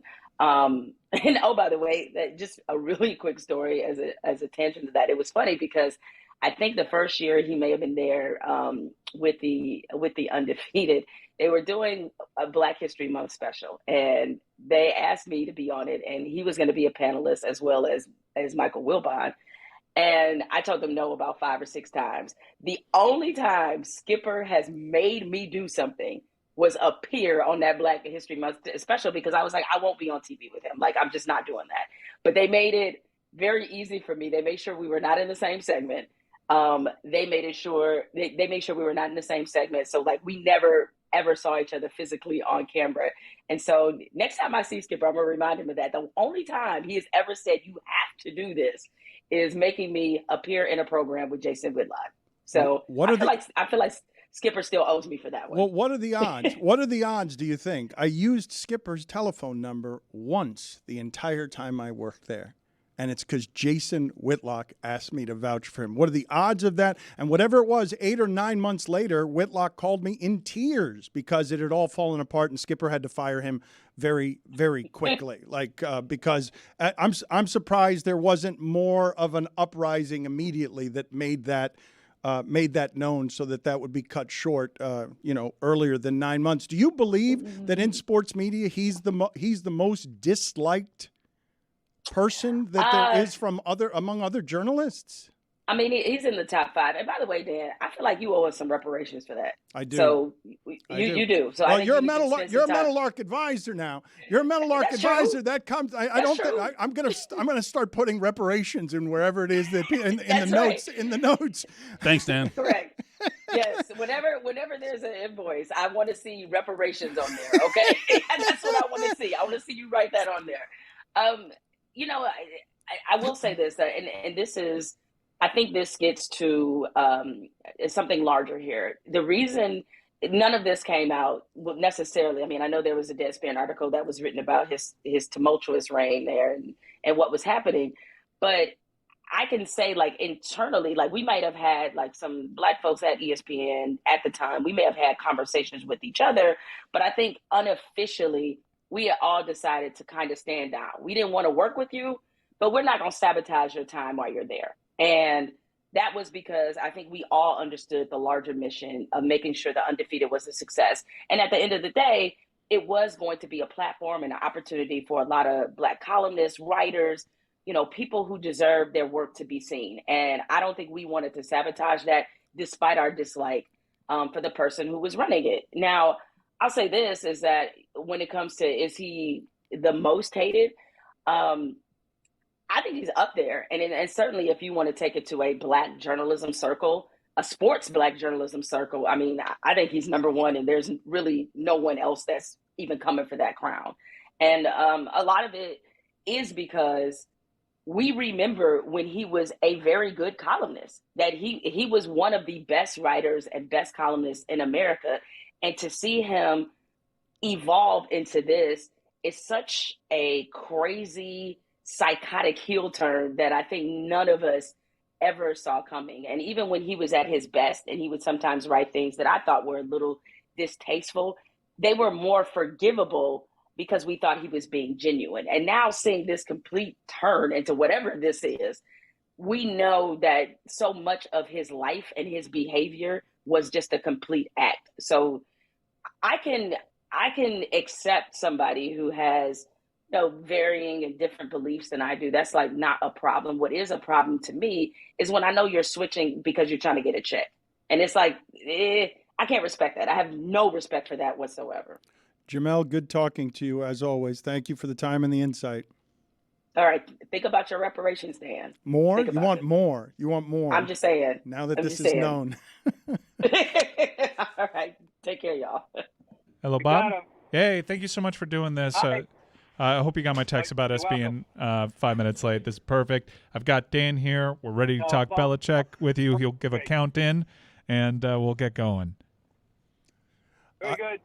I will not give a count in. It seems like there's a bit of a latency here, Dan, so just keep that in mind. I will not give a count in. We have already started. Mike has been struggling with getting Bob on. We're thrilled to have Bob on. Longtime legendary Boston Globe columnist, master of all things Boston sports. Before we get to Belichick and what this all means, Bob, because you're always great on historical perspective, can I just ask you how much difficulty you had going from the doctor's office to the Zoom to the car? How difficult was it to connect with our show? Well, we got on. We waited 6 minutes. I was starting to worry that we had done something wrong. Predictably, I'm a 21st century technophobe. That's okay. We understood and we assumed that you would be that. How did you receive the news yesterday that Bill? It's not a surprise, right? Because it'd been talked about for a while, but it's still shocking. Can something be not a surprise and also shocking because he's been so great for so long? Well, it's been the number one parlor discussion in Boston sports all fall as the team has has stumbled, and all the speculation about what would happen with him, it's been the number one you can imagine. It dominated all sports topics. Celtics got the best record in the league. People talking about Bill Belichick. Red Sox, stink again, and it looks like they're anyway. So no, we're not shocked. I think I'm glad to have a resolution. I mean, people were dying to see how it was going to come out. That's all. The reason I say shocked, Bob, is because if it doesn't work with Bill Belichick, who is obviously great at what he does, if Bill Belichick is not immune in sports from a couple of bad seasons ending your run in a place, then who gets to be immune? Well, that's a very good question, but I don't think it's that simple, really, because it's Bill Belichick, and he's his own category. The thing about it one of the things is that it's the duality of this job that's caused the problem. The general belief is that his coaching is still fine. It's that the general manager hat that he wears has done him in. That the GM has sabotaged the coach by bad personnel decisions and bad decisions with coaching staffs. I mean, he can't run away from the disaster that was the 2022 season with the offensive coordinators who were defensive people and what it did to Mac Jones. He can't run away from that. He's responsible. Can you explain to me the power dynamics at work and the ego at work when Bill Belichick and Tom Brady break up because of who's getting the credit here for what's happening? How much does Bob Kraft think he deserves the credit, and therefore there's tension with Belichick that runs him out of the building? All right, let's back up, though, for a second. The breakup with Brady began a long time ago, and I have one of many who believe that the turning point in the entire affair was when Belichick was forced by Kraft. He was outvoted 2-1 on keeping Jimmy Garoppolo. That Belichick had drafted Garoppolo thinking he had the successor, that he was ready to move on from Tom Brady at that time. And eventually when he traded him to San Francisco, it was to give him a very good home, the best home he could find. He wasn't exiling him to some football Siberia. He was sending him to a place where he thought he liked the Shanahans, plural, and liked the style, and wanted to do right by Garoppolo. He wanted to keep him. And let's just remember one thing about Brady. And when he left, you have to go back to an interview that he gave with Jim Gray, in which he was asked the question, do you feel properly appreciated in Foxborough? And his answer was a very cryptic, I plead the fifth. And that tells we just go back to that. So there was trouble in paradise as far back as like 2016. Yeah, but I'm asking you about Kraft and how much he thinks he's responsible for creating that, and how much that has to do with him saying, Belichick, get out of here. You're not in charge anymore. I am. I don't think it's the level of Jerry Jones and Jimmy Johnson, okay? I don't think it's anything like that. Sure, I think Kraft wants to be loved. That's not more important than him. Not whether he wants credit or how much percentage credit he gets as opposed to Belichick or anybody else, Brady or anybody. He just wants to be loved. Ted Williams once said, I want to walk down the street and people point and say, there goes the greatest hitter who ever lived. Bob Kraft wants to walk down the street and have people say, there goes the greatest owner that ever lived. And that's the thing there. It's just he wants the public approbation. So, one way or the other. That's the deal. I don't think Patriot fans have any earthly idea how spoiled they are. I don't think they have any self-awareness about how spoiled they are, and I don't think they know how bad this is about to get because the Patriots before Belichick were a laughingstock for many decades. True, but I think it's predictable. Any fandom, it wouldn't be just endemic to people in New England. If this had happened in Houston or in Denver, or I think you would be able to say the same thing. You realize a generation has grown up that know nothing but this, had known nothing but that success, and now they're introduced to the reality of sports fandom. And we've got a city where we've got we've got one very good team, the Celtics, one pretty good team, the Bruins, and two bad teams. Or one very, very bad team, the Patriots, and one, we'll see how bad they're going to be again, but they're certainly no contender. They're out of contention. Now, of course, the Patriot fans would be a little bit spoiled. Wasn't that predictable? Bob, you can't help yourself every damn time you bring it back to the Red Sox. Like, you just can't help yourself. You don't actually want to be talking about Belichick. You want to be talking about the Red Sox. Like, you can't even not do it. If ever there was a day not to mention the Red Sox, and you've done it twice, it's around this story, and you can't help yourself. I beg to differ, but we will agree to disagree on that point.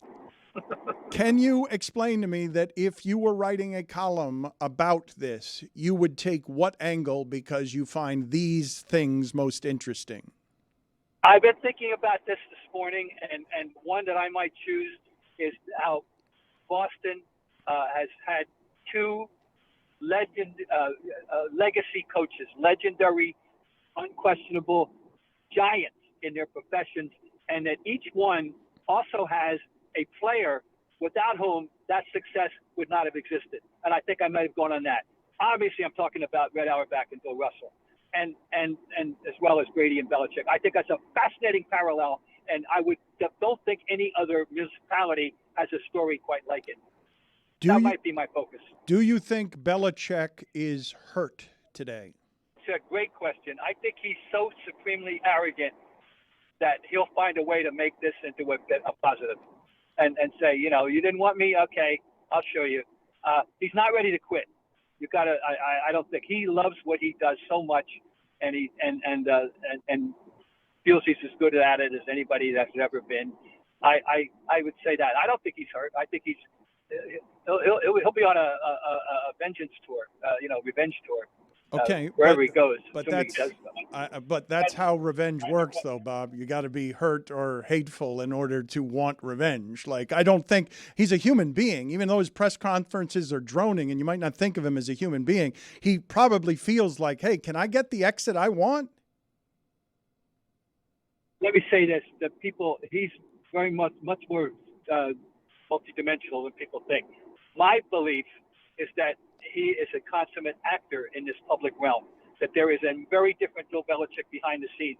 I have had this vision over the years that after he exits one of those press conferences, not necessarily after a game, but the first couple of days of the week, and when he's stiffed on people about things, he walks into the coach's room and says, did it again. I can tell you this, as the week progresses, by Friday, he's an entirely different person, but people don't see that outside of the number of reporters who cover the team.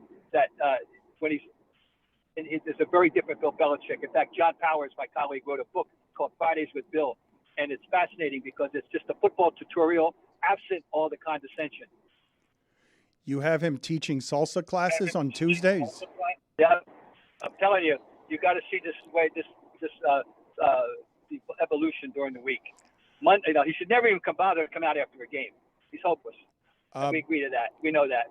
But believe me, he loosens up during the week, and by Friday, it's entirely different. And not enough people are aware of this.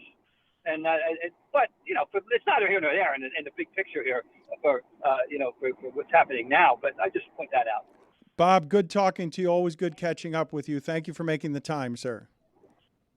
You're welcome, Dan. Anytime. You know that. Love you, buddy.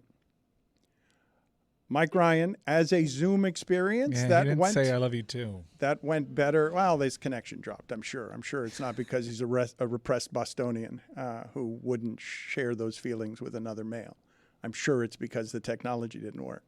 Jessica doesn't seem to think so. You think he doesn't love me?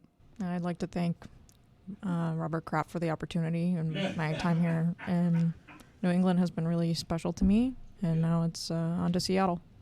He's got to be hurt, right? He's got to be. He's a human being. I can't wait for this press conference at noon. What if he turns on like an Emmanuel Acho-like charm at this press conference? Don't be sad because it's over. Smile because it happened. Like, what if he just becomes a different person and handles this totally differently? Because this was a wild success over there in New England, a success that no other head coach in that profession in this expanded kind of league has ever had. I like that Saban and Belichick at this stage in their careers both have Mac Jones in common. What a way to end it. What would it sound like if Bill Belichick did turn on the Emmanuel Acho-like charm at this press conference to talk about his time in New England? Endings are just new beginnings. Don't weep for my ending. Be joyful for my new beginning. Because with it embarks a great journey of knowledge and discovery. You see, change is something that we fear, but we shouldn't. Jeremy Corbell's been on our show before, and I follow him on Instagram and social media platforms. He has really opened the eyes of many to UAPs, which previously called UFOs, and he's got tremendous footage. And most recently, we played it earlier in the show, the UAP that was flying over the Persian Gulf. That may or may not have been a camera smudge. Who knows? But there were thermal videos, and this thing appeared to keep changing color. And Jeremy, I'm being told that you have more video dropping today of the Persian Gulf UAP? Yeah, a little bit of that was conflated, and I want to address the camera smudge thing. So I initially released through this series UFO Revolution that I did with Tubi, this first set of videos, and that was, we're calling the jellyfish UFO because it's so bizarre looking. And that's the one where, you know, all the debunkers come out, they don't want it to be real. Look, it's not my video. It's from our military, from an incursion from a base deemed UAP or UFO by our intelligence agencies. A camera smudge? No. And by the way, you can actually see it rotate. So now people are analyzing it. So let's throw away these ridiculous things to try to dismiss it and say, what is it that was causing that incursion? What is this object? They deemed it UAP. But I also, just today, and in the third episode, I think, at Tubi, when they dropped it, there's another image over the Persian Gulf, like you said. And we call that the chandelier UAP. And I call it that because our intelligence agencies dubbed it that within their files. So none of this should be public. But lucky enough, I was able to obtain and release those videos and images. Now, Jeremy, you also mentioned that since this is military video, I think in the original video that you posted, you said that the military wasn't able to get any target locks on this jellyfish, and that changing in color is thermal, so this thing is constantly changing temperature. Yes. And with regards to the UAP over the Persian Gulf, that submerged for a little bit and then shot up and disappeared. What happened there? So again, you know, two separate incidents. We're talking about submerge or transmedium, the ability to go from space to air to sea without any inertial effect. The one that went into the water for 17 minutes and then came out again was what we're calling the jellyfish UFO. That's why we kind of named it that. So that was that first video you're seeing that looks so bizarre. I mean, something out of Star Wars, right? Anyway, that thing did submerge into the water. Not everybody's seen that footage in the intelligence community. It was shut down. It was locked down. It was confiscated. Little portions have been out within the intelligence community, but that part does exist. And I have firsthand direct witnesses to that event series. Other people will come forward. That's the hope. Other people will come forward with their information about this. I mean, it'd be great if our government and intelligence agencies released the full footage because it's astounding. The object descends into the water for 17 minutes, comes back up in a controlled flight, and shoots off like that. I should tell the people, because this isn't just some guy talking. He's an investigative journalist and filmmaker. He's one of the world's foremost experts on the world of the unknown. And he's got a new 3-part documentary on Tubi that he just mentioned called UFO Revolution. Roy, what did you have for Jeremy Corbell? These type of images and this type of intelligence is becoming less and less classified today than in the past. Why do you think that is? It's actually becoming more and more classified. More the opposite, okay. Yeah, so what happens is, so I obtain leaks. So people leak things to me from within the intelligence agencies, and there have been investigations into every leak that has ever come my way that's military filmed footage, yet confirmed by the Pentagon. So when I started obtaining all of these and people started trusting me really with their lives, they basically started classifying UAP more and more, locking down on what the American public can see. But it's had the reverse effect in my work. People know something about me, which I guess is rare, which is that I can actually keep a secret, not just say I will. So protecting sources, even if they don't protect themselves, is the core of the journalism that I do when you're dealing with, you know, military assets. Can you tell me what you believe to be the greatest proof you've ever seen that UFOs represent extraterrestrial life? Yeah, I love that question because I was asking that question to everybody I ever first interviewed. Like, just show me the goods. What do you know? What's the greatest proof? And I've come to a point after, more than a decade and working with George Knapp, who's been at this for like 35, almost 40 years, an investigative reporter. He's my co-host of Weaponized Podcast. This guy's the OG. And we talk about this all the time. What is the best evidence? Well, evidence for one is not evidence for another. If you could walk in my shoes and have the conversations and the access that I've had, it is the preposterous preponderance, the weight of the cumulative evidence that for me is the greatest indication that we are not alone.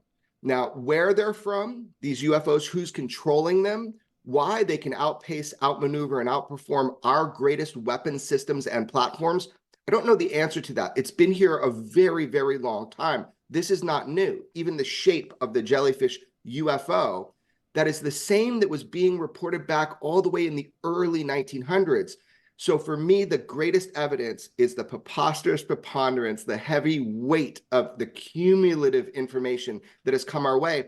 But I think it's a sea change. Consensus reality is beginning to catch up with actual reality of whatever this UFO presence is. I want to put for you on the screen a still image of what might be a rock that is like a cloud, looks like an alien. Oh no, I call it the alien cake. Yeah, is it cake? I haven't tasted it. And as an investigative journalist, I'd actually have to cut in and taste it to know. But, that's an unfortunate thing. It's important to keep an open mind, but we do it to ourselves, like the UFO community, right? When we are looking for truth in all of this, we seem to backslide one step forward, two steps backwards. So what you just showed was an image. And that image was from in Mexico. There was a congressional hearing. And a friend of mine, he is a fighter pilot, or was a fighter pilot, Ryan Graves. And he went down there to talk about air safety because fighter pilots are seeing UFOs on a daily basis. They call it, it's a flight safety issue. So he goes down there and they bust out these like mummy looking aliens that are probably made of cake. And people hate it when I say that, but come on. And so that's what you just showed on the screen. We do cover that in the documentary series in episode 2 of the UFO Revolution thing on Tubi.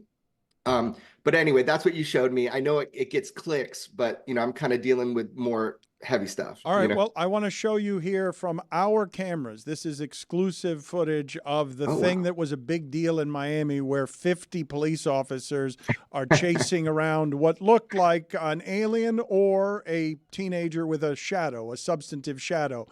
Is this one of those kook things that arrives across your desk, or does it have any veracity? Yeah. So none of it is kook stuff. What you're seeing is not anything to do with UFOs, aliens, anything like that.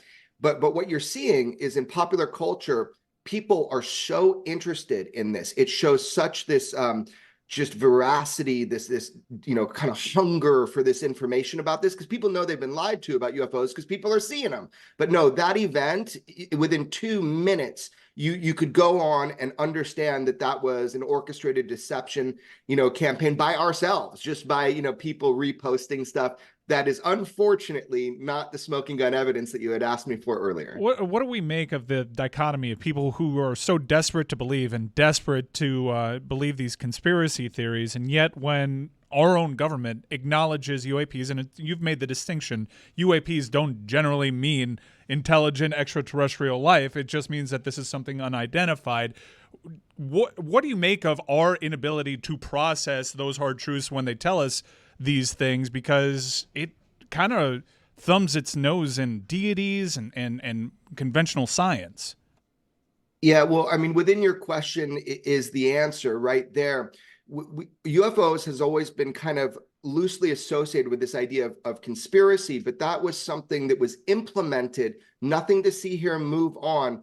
That was implemented, and there's documentation of this when you see how our intelligence agencies decided how the American public and global public was supposed to look at UFOs. They didn't want people asking questions. There were flyovers of Washington, D.C. of UFOs. Fighter jets were scrambled. That was in 1952, and there was this event where they were like, okay, nothing to see here, move on. Serious people don't take this seriously. So when you said the word conspiracy, that's exactly how you've been programmed from the beginning about UFOs. The problem is UFOs is not a conspiracy. It's either true or it's not true. And again, there's a preposterous preponderance of evidence that it is true. And it's not just people telling you that now. This is not Uncle Jim on the farm looking up and saying he was abducted. Now, what you have is fighter pilots having near misses, catching it on radar, on thermal, on infrared, locking their weapon systems, even UFOs having incursions in a base like that footage that I released, and sometimes even enabling and disabling our nuclear armaments, both in Russia, here in the US. Those are documented cases that people have gotten through Freedom of Information Act requests. So here's the point, man. The DIA studies this. They've been studying it with taxpayer money. Every intelligence agency on planet Earth takes this seriously to the point of higher than weapons of mass destruction as far as the threat. And that's not just something I'm saying. I know that to be true. So that's the deal, is that this is a topic that our intelligence agencies have taken seriously for a long time. Now the American public is starting to realize this is a real phenomenon. The UFO presence is a reality. Now, what they are, where they're from, who are the people that are piloting it? Or is it from another planet? Is it from some sort of civilization that was here before? We really don't know the answers to that. And my guess is as good as yours. Well, it's less than a minute that we've got left. So quickly, though, couldn't all those things just be sophisticated science from people who are ahead technologically that require our military's attention because maybe some other country has sophisticated warfare that we have to shoot down? Yeah, the Senate Intelligence Committee and a bunch of the intelligence agencies have assessed that. And that would almost be scarier, right? That another company had a leapfrog in technology and are just so far beyond anything that we had. The problem with that theory is it doesn't hold weight. And the reason is because UFOs have been here way before the technological age, before we had a military. So the UFO presence has just been here too long. Now, sure, some things will come out that are black projects, that kind of thing. That's not what we're talking about. We're talking about these things that can defy our known physics. I think we need to catch up. 30 seconds or less. The drone-like spider thing going into the ocean for 17 minutes. What's the weirdest thing you've seen? The weirdest, the most shocking, most titillating? I would say that jellyfish UFO you were mentioning is the most bizarre morphology of a UFO that I have ever witnessed with my own eyes. It's just bizarre. Jeremy, thank you for the expertise, sir. We appreciate it. Thanks for having me on, you guys. And potentially, if you want to see an alien live in the flesh, we're going to have our Bayside cameras on all night on the live stream. So go ahead and subscribe, youtube.com/@LeBatardShow. I'm a big boy. No, I'm going to hold my pee-pee. I'm holding my pee-pee. It's all good. Go I pee-pee. don't want to go pee-pee. I want to record the show. Go pee-pee. Mike, there is time, even though there is no time for human interaction around here, for you to go to the bathroom somewhere other than in that chair. You can go for a minute. I know There's just so much news. I know. We've got to make a lot of stuff. UAP'S, we got Saban, we got Pete Carroll being totally washed out of the news cycle. Jessica, go right there. UAP? Jessica, what do you have in flight tracking information? What is Lee Corso? I'm hearing that Nick Saban now is going to go to ESPN and possibly replace Lee Corso. Who's going to replace Nick Saban? Well, first of all, Mike, it's a good time to go pee-pee because they just cleaned the toilets. Go now before Amin gets in there, Chris Cody gets in there. I'm clean. Chris Cody's That been going is- to Chowtown on this popcorn Yeah, I box have. for, oh my God, licking his fingers, putting them back in. I Yeah. got a video of it. Oh, He hasn't decided yet if he'll let me show it to No, other you could show people. It's, oh, okay. Yeah, you could show it. Send it. It was not a good look by me. I didn't think. I You got, double dipped your fingers? I got carried away. Yeah, I didn't notice till she showed me the video. He Took also some did the popcorn, thing that I you put it in love, your mouth, where and you then you put your hands you put like the lid on something and you push it away from you. Yeah. I do that all the time. I'll finish eating something. I'll be like, Lee, take this away, and he'll do it. I'm like Amen. working here though, so I can't like touch my computer with the cheesy fingers. So you got to lick them. I mean, how else am I supposed to clean them? Paper towels outside. As far as flight tracking goes, nothing really to report right now, unless Any UAPs? Steve Sarkisian is in Key West because. What is couple of flights Belichick from going to Florida do? right now. What is Saban indeed going to go on and be on game day? They're going to add Nick Saban to game day. It seems like a very good option. I love his ESPN appearances. I love any interview where he's explaining to me why something's happening. And Lucy, correct me if I'm wrong. Like, he's been doing the weekly McAfee appearances for the last, I don't even know how long. So he already has a relationship with the network there. Yeah, he's a great media guy, and I think something about Nick Saban is he's sneaky funny. Like, he can, crack a joke. Like, his players have called him really funny. From what I've seen, the plan for game day is not to add him, in addition to Lee Corso, but to replace Lee Corso. But Corso's already said he's coming back next year, so it might be a year or two before we see Saban. Saban doing the headgear would be hilarious. Put it on the poll, please, at LeBatardShow. Would it be hilarious? Will Nick Saban inherit putting on the mascot headgear from Lee Corso at LeBatardShow? I got him putting on a different toupee every time. Whoa! Come on. What? Damn. Okay, we're just He gonna dyes pretend? his hair. I don't think it's a toupee. I don't think it's a toupee. Put it on the poll, please, Juju. Does Nick Saban have a toupee? What kind of accusation is that? Mike is really regretting going to the bathroom right there because this is his wheelhouse. Yeah. He considers himself the nation's foremost expert on whether someone's faking or dyeing their hair. I just want to point out that Mike hasn't updated the poop chat, so I think he's just gone number one, but it's taken him a while. I think Mike would have told us already by now. Yeah. Mike doesn't hold back with telling us who has fake hair. He's never mentioned Saban, so I think you're wrong. Oh. I think now would be a good time to talk about Miami losing to Louisville last night. That's all I got on What it. kind of laugh was that? They were 14-point favorites. Ooh, at home. Ooh. And then, Louisville had lost 3 million games in a row. Louisville's really bad. They're horrible. Yeah. Can you guys explain to me what is being hypothesized about the best landing spot for Belichick? Oh.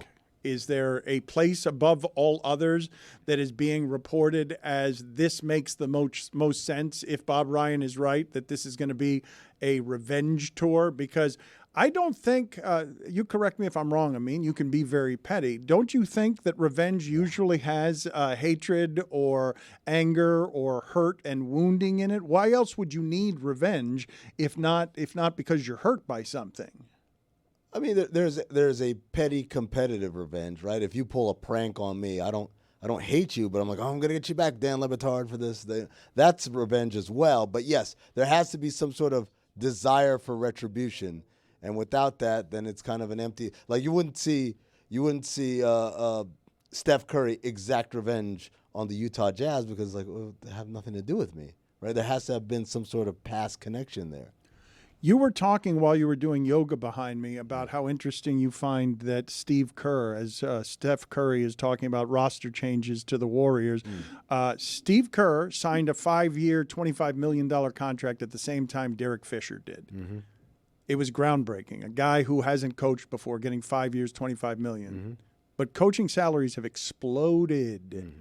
And if Monty Williams is getting $78.5 million and Eric Spoelstra is getting $120 million for 8 years and Steve Kerr's contract is about to expire, I would assume he'd be a very coveted coach. Yeah, I mean, I think if I'm Steve Kerr's agent, I'm saying, okay, what are the comps? Who are the guys who – let's just start with the guys who've won one, right?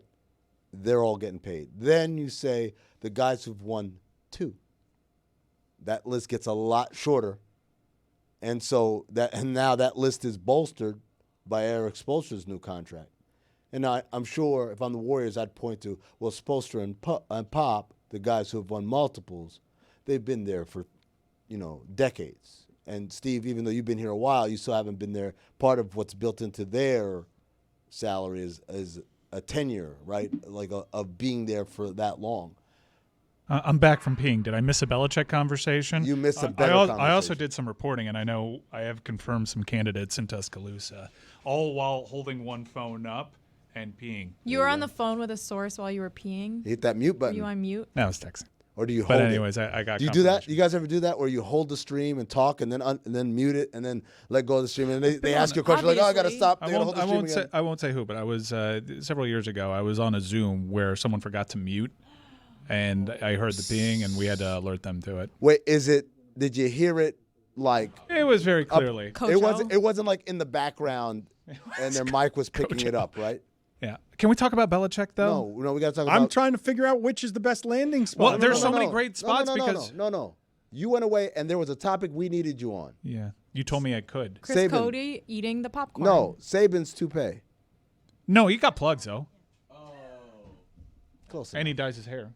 I mean, we all saw what happened in Michigan State. That's not the way that the aging process works. So, Thank you. yes. Plugs. So it's Plugs, not a yeah. toupee. No, very clearly, because no, not a toupee. You can see him.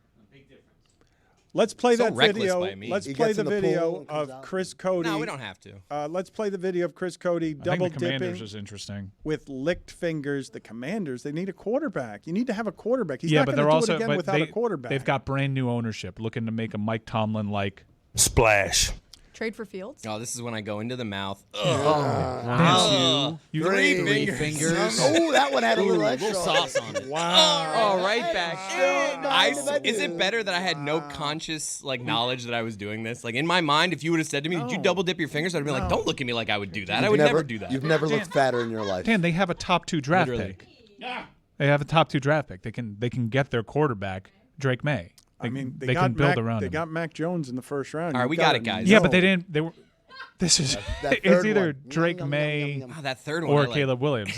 These are prospects that are better than Mac Jones was ever considered. Okay, so you're saying I that's think Washington's a good situation for him. I also think Arthur Blank. I happen to believe him to be a good owner, and he's already gotten to the Super Bowl once. I think that's a good situation. He needs a quarterback there, but Justin Fields is available. That they have some capital that they can make that work. Chargers, Raiders. How do we feel about these? Raiders is a little bit weird of a spot, but Chargers, you already have the quarterback there. We've asked specifically in the past about the Chargers, and that for whatever reason doesn't seem as good as a fit as it was expected a couple weeks ago. The but best quarterback job available is Chargers, correct? I would say Drake May at number 2 with Washington. Whoa. I would say because Eberflus is coming back to Chicago. Whoa.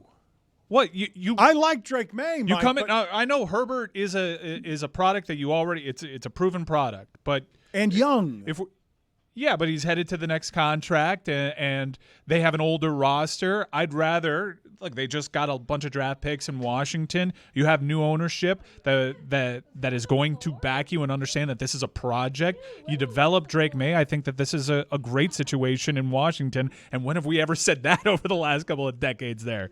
No chance Belichick goes to the Chargers. He can't be in L.A. with that hoodie. He needs to be somewhere with terrible weather. Have you ever been at SoFi Stadium? It does get drafty. Chris Cody, did you eat a piece of popcorn that you tried to throw into your mouth that fell onto the floor? I'm like 5 for 7 here. I'm really good at this. No one can do this. Yes, answer my I did. question. Yes, I did. Okay. Who could do this better than me? We heard the sound of that hitting your bottom teeth. We heard the sound. It's so good off air. Stop saying that. Wait, do another one. We'll see if you can get one. Congratulations. Satisfying crunch, too. I can confirm interest in DeBoer, Norvell, and a shock candidate who's already there on staff, Tommy Rees. Not that shocking. I mean, Cristobal. No. 3 years ago, maybe.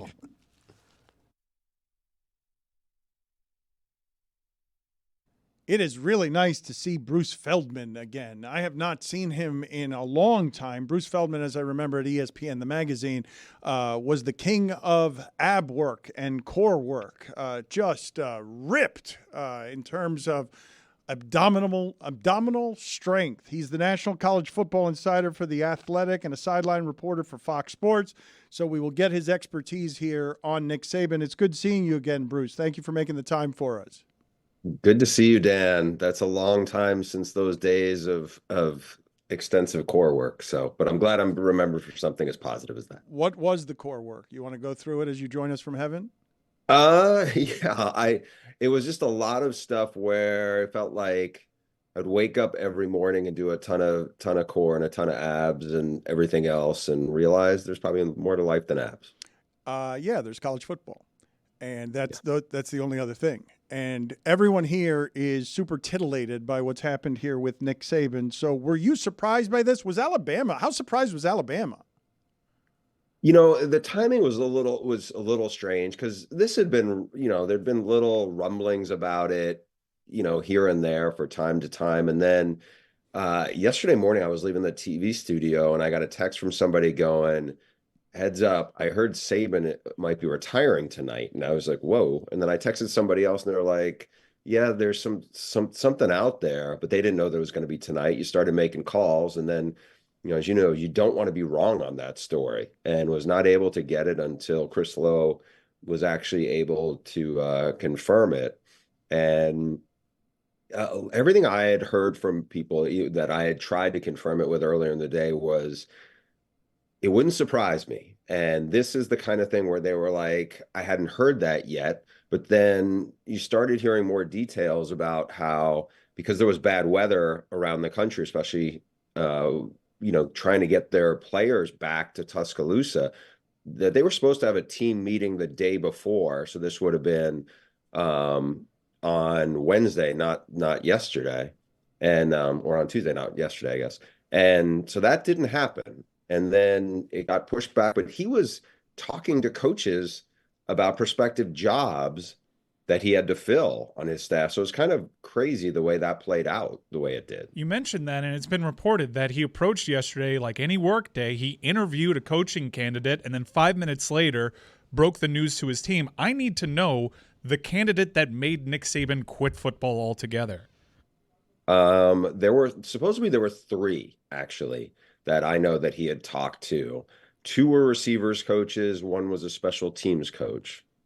And it's crazy because one of the guys said, it's weird. I'll always be able to say that I spoke to Nick Saban on his last day of work. But explain this to me, Bruce. That's super weird. Like, what are you doing? Like, how do you not know you're retiring later that day? Like, what is that? That's the part I really don't understand, because one of the people I talked to about this, it was another coach who's close to Saban. He said, you're really kind of putting these guys out there and exposing them in a really awkward spot, because, as you know, when people interview for jobs, especially if they don't get them, when they're working for somebody else, they don't love it that it came out that they were sniffing around. Now, one of the guys I talked to was one of those three, was like, yeah, one of his offensive coordinator had reached out to me. We had a conversation. He kind of downplayed it to the point, like, it wasn't like he was really interviewing for the job, but what is he going to say at this point?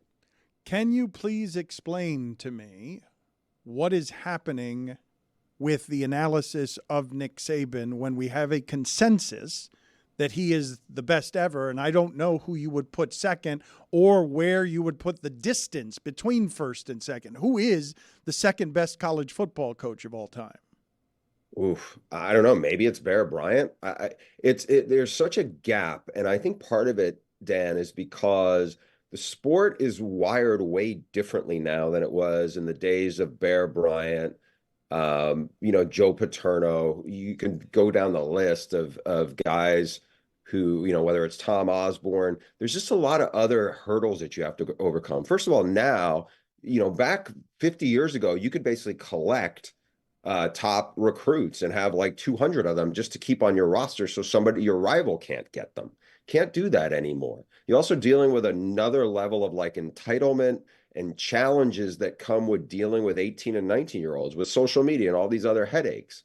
Quite honestly, there are coaches, I would say this, and this era back in the 90s, Tom Osborne had stuff with Lawrence Phillips, especially, where I think if one of those things were to happen in this day and age, the coach isn't going to keep the star player around, or it may really come back on the coach.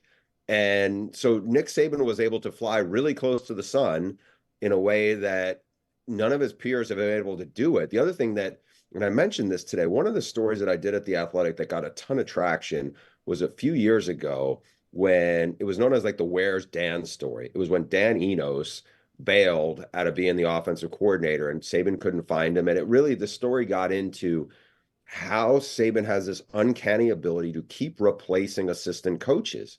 Because if you go through the list of whoever has had a great run, it's usually a short run. And then when the staff changes or the dynamic changes, things start to fall apart. Even with Bobby Bowden, he lost a bunch of really good assistants who ended up becoming head coaches. And then all of a sudden the balance changed. Obviously we know Miami, it's up and down with who's there and who isn't there.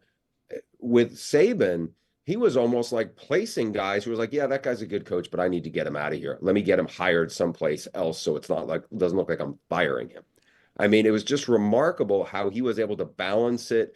And the other thing that I think speaks to, his greatness was we did this story a few weeks back on what exactly went wrong with Jimbo Fisher at Texas A&M. And one of the guys who worked for both him and Saban had said, you know what, Jimbo didn't really want to hear from anybody else. He thought he had all the answers. Nick Saban would talk to anybody because he was constantly trying to get better and constantly evolving and had this, growth mindset that is very different usually when people reach a certain level. So I think that's a credit to him and why he was able to stay ahead of everybody for so incredibly long. Do you have any insight as to why after this season, was there anything in particular that maybe swayed him? Do you think if there was any sort of different result in the postseason, maybe he'd have stuck around longer, or do you think he just felt like it was time? I think he, was a part of his age. It's also the college football calendar is so crazy right now. It's so manic in terms of how everything is crunched together. You have the transfer portal, you have NIL. Those are newer things, but it's also, it used to be, back not that long ago, National Signing Day was the thing. It was in early February, and then you moved on. Now it's an earlier signing period. Everything is crunched together. I think it's hard for him. I also think it was hard for a lot of people around him. When I started calling around to try to confirm this yesterday, something came to mind. I was at the Rose Bowl last week, and after the game, I was around the Michigan locker room waiting, and Saban had just done his post-game interview, and he came from his press conference, and he was in one of those little, golf carts, and he had to stop because there was a cluster of people in front of the Michigan locker room down the tunnel.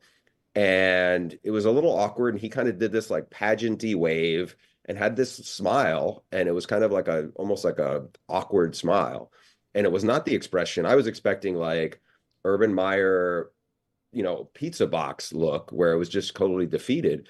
And thinking back, I wondered, did Nick Saban know at that very moment, I've just coached my last football game and I'm moving on? Does he have any responsibility to have a succession plan? And how is Alabama going to get rated now in terms of players leaving? I heard he's going to have some say-so and input into what they do from here. And they'll have some good choices. But again, who's going to want to replace Nick Saban? The pool they're picking from, whether it's Steve Sarkisian, who worked for him at Texas, Dan Lanning, who worked for him, is now at Oregon, Mike Norvell at Florida State. A lot of those guys, Steve Sarkisian replaced Tom Herman. You go to Alabama, you're going to replace Nick Saban. You're always going to be known as the guy who replaced Nick Saban. And I think if you think Ryan Day has a tough job because Urban Meyer went 7-0 against Michigan, and even though he's like 60-6 all time there, and people want his head, imagine what it's going to be like if you're in Tuscaloosa. So I think that is a hard deal for him going forward. And it's like, because of the way the portal is set up, there is a window now of about a month where players can move around. That's why one of the reasons why I was told the AD, when he met with the players yesterday, said, give me about 72 hours. So they're going to try to work really fast to have somebody in place so their roster and their commits do not start bailing. I think a lot of people were expecting that Jim Harbaugh might be the name to announce he was leaving college football this week. Where does the Saban news leave all of that mystery around the Michigan team? Yeah, it's definitely become a back burner thing. It was crazy, obviously with, first Pete Carroll, then Saban, and now Belichick. Those things have taken over. I mean, I still don't think Jim Harbaugh is coming back. I mean, especially now that he's won a national title. The one thing I've always heard from people who are close to Jim Harbaugh is that he really longs to win a Super Bowl. He came close. His brother beat him. He restored his alma mater. He took down Michigan. I mean, he took down Ohio State, beat them 3 times, dominated the Big Ten. And Michigan. Perhaps Michigan as well. Both of them. Took down both of them. Freudian slip. Lucy, what were you laughing at in the middle of that? Tom Herman. Oh, just the general. Replace Tom Herman.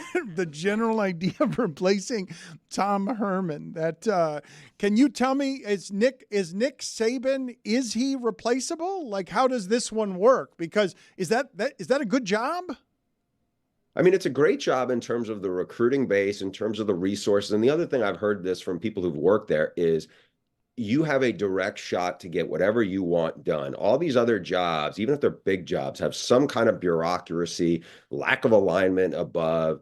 Nick Saban has cleared that out. Now, Nick Saban probably never got told no, especially towards the end. If you go in there and you're not Nick Saban, you may have a little more resistance in how things are, but I think that's going to be a big selling point, especially for the guys who have been there.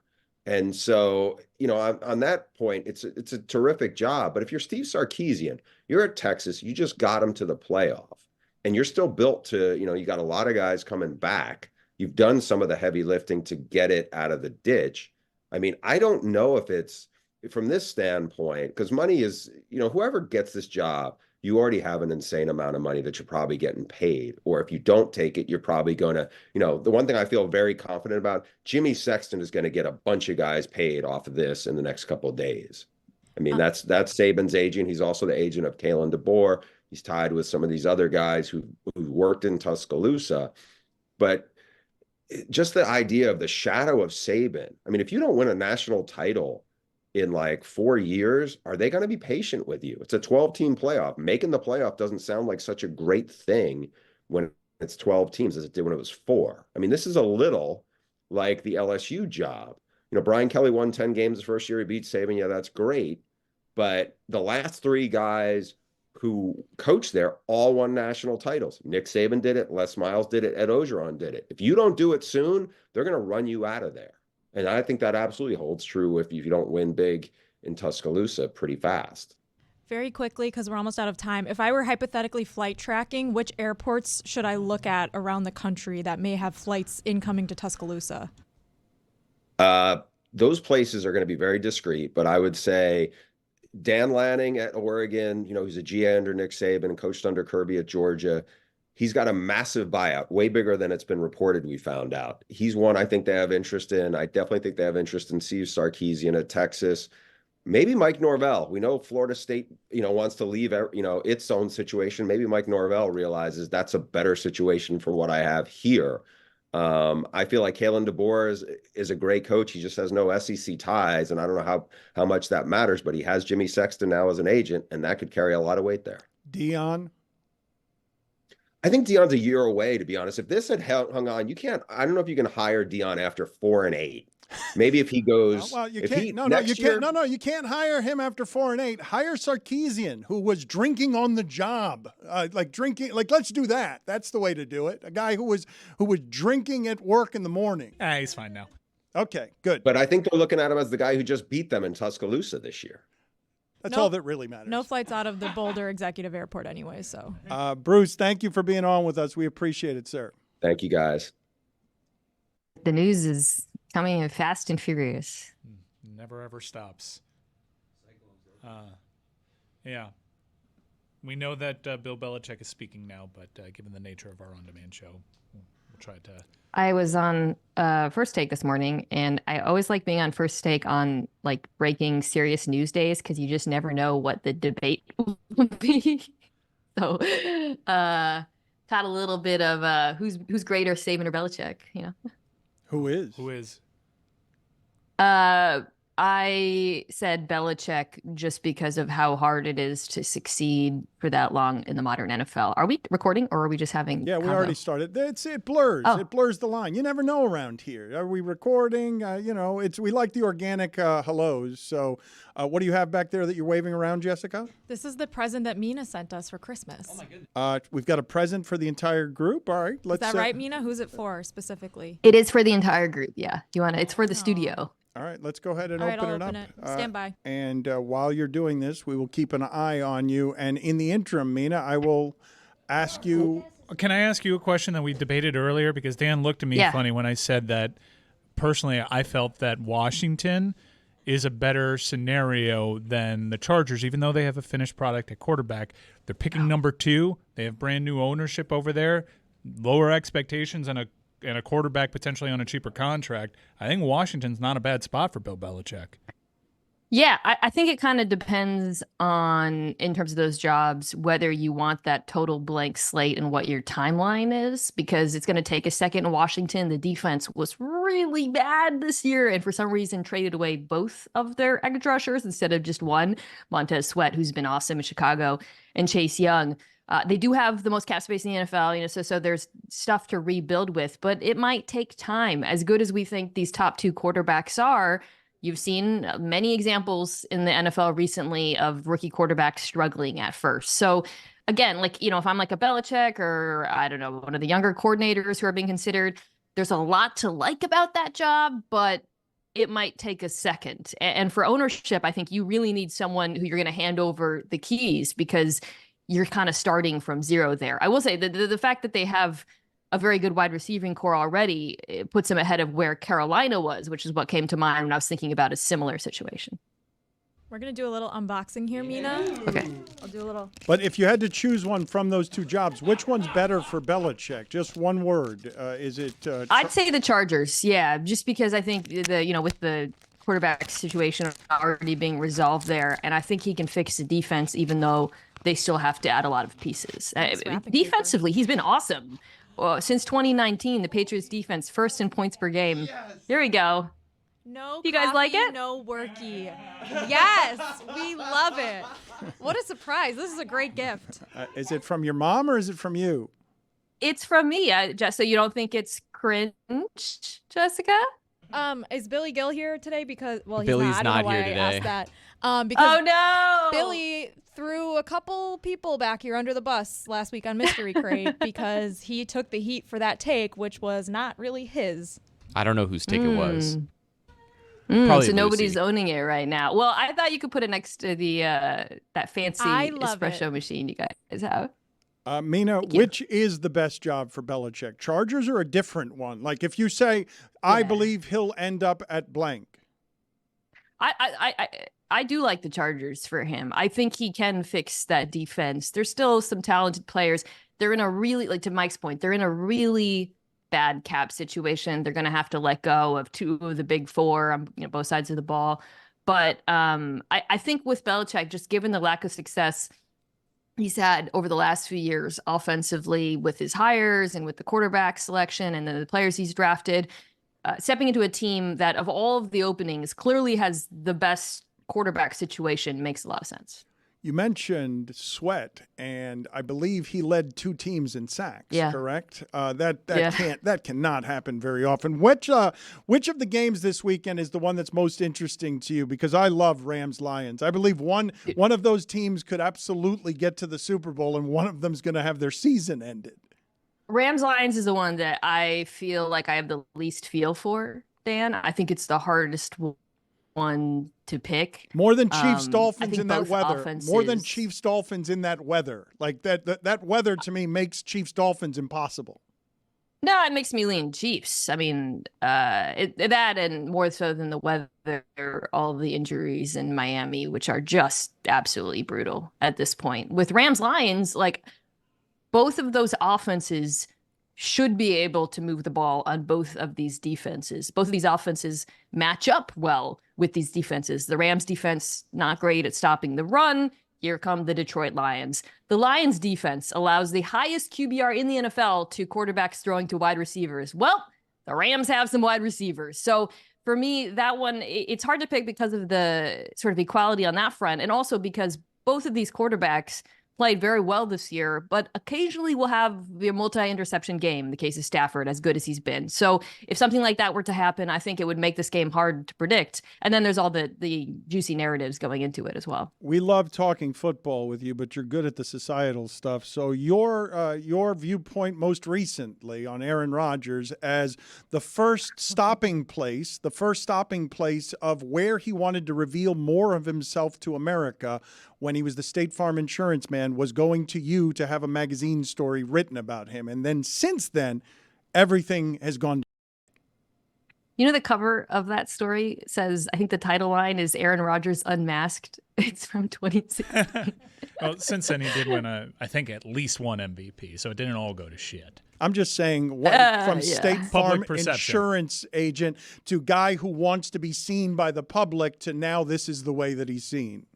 Yeah, I was thinking about this. It feels like a million years ago, Tuesday, when he was talking about because so many things have happened since then. But like when I was watching him, Dan, I was thinking about that question, and I was thinking about, I think a few weeks ago, you asked me what changed with him since you met him, and I sort of gave a throwaway answer, part because I really hate pretending like I have unique insight into any athlete that I've spent like 24 hours with, just because I did a story on him. So there's that. But also I think I was like, seems like he spent a lot of time on the internet, kind of waved it off. And I think that was a mistake on my part, or at least I regretted it watching him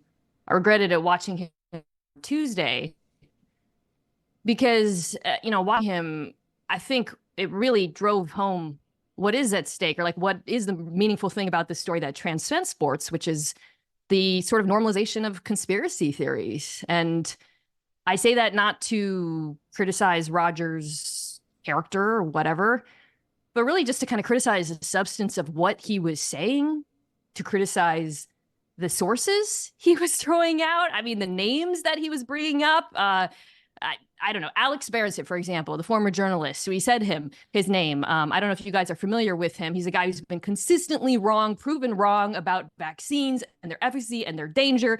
He has been misleading in how he has used studies. I'm sure some of the same studies that Rodgers has read. The authors of those studies have refuted him. You could ask any credible scientist, doctor, public health expert, and they would refute him. But when I was watching Rodgers and he said his name, I wasn't surprised to hear it, because the people who believe the things that I think Rodgers now believes, they always cite the same people.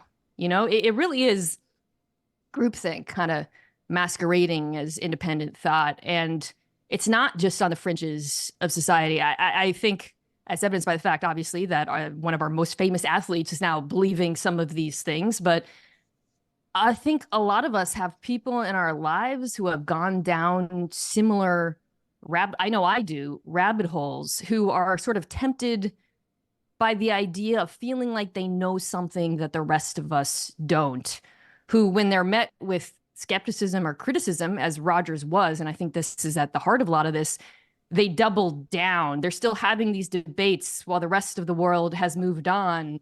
And I feel like, the fact that that's not just on the fringes is worth noting, and it's worth always checking those points when they're made and not just laughing them off the way we so often do, because, I understand that there's this inside baseball media aspects of the story that are interesting to you and others, and there's the rhetoric battle. But to me, like, when I was watching that, what I felt was at stake was none of that.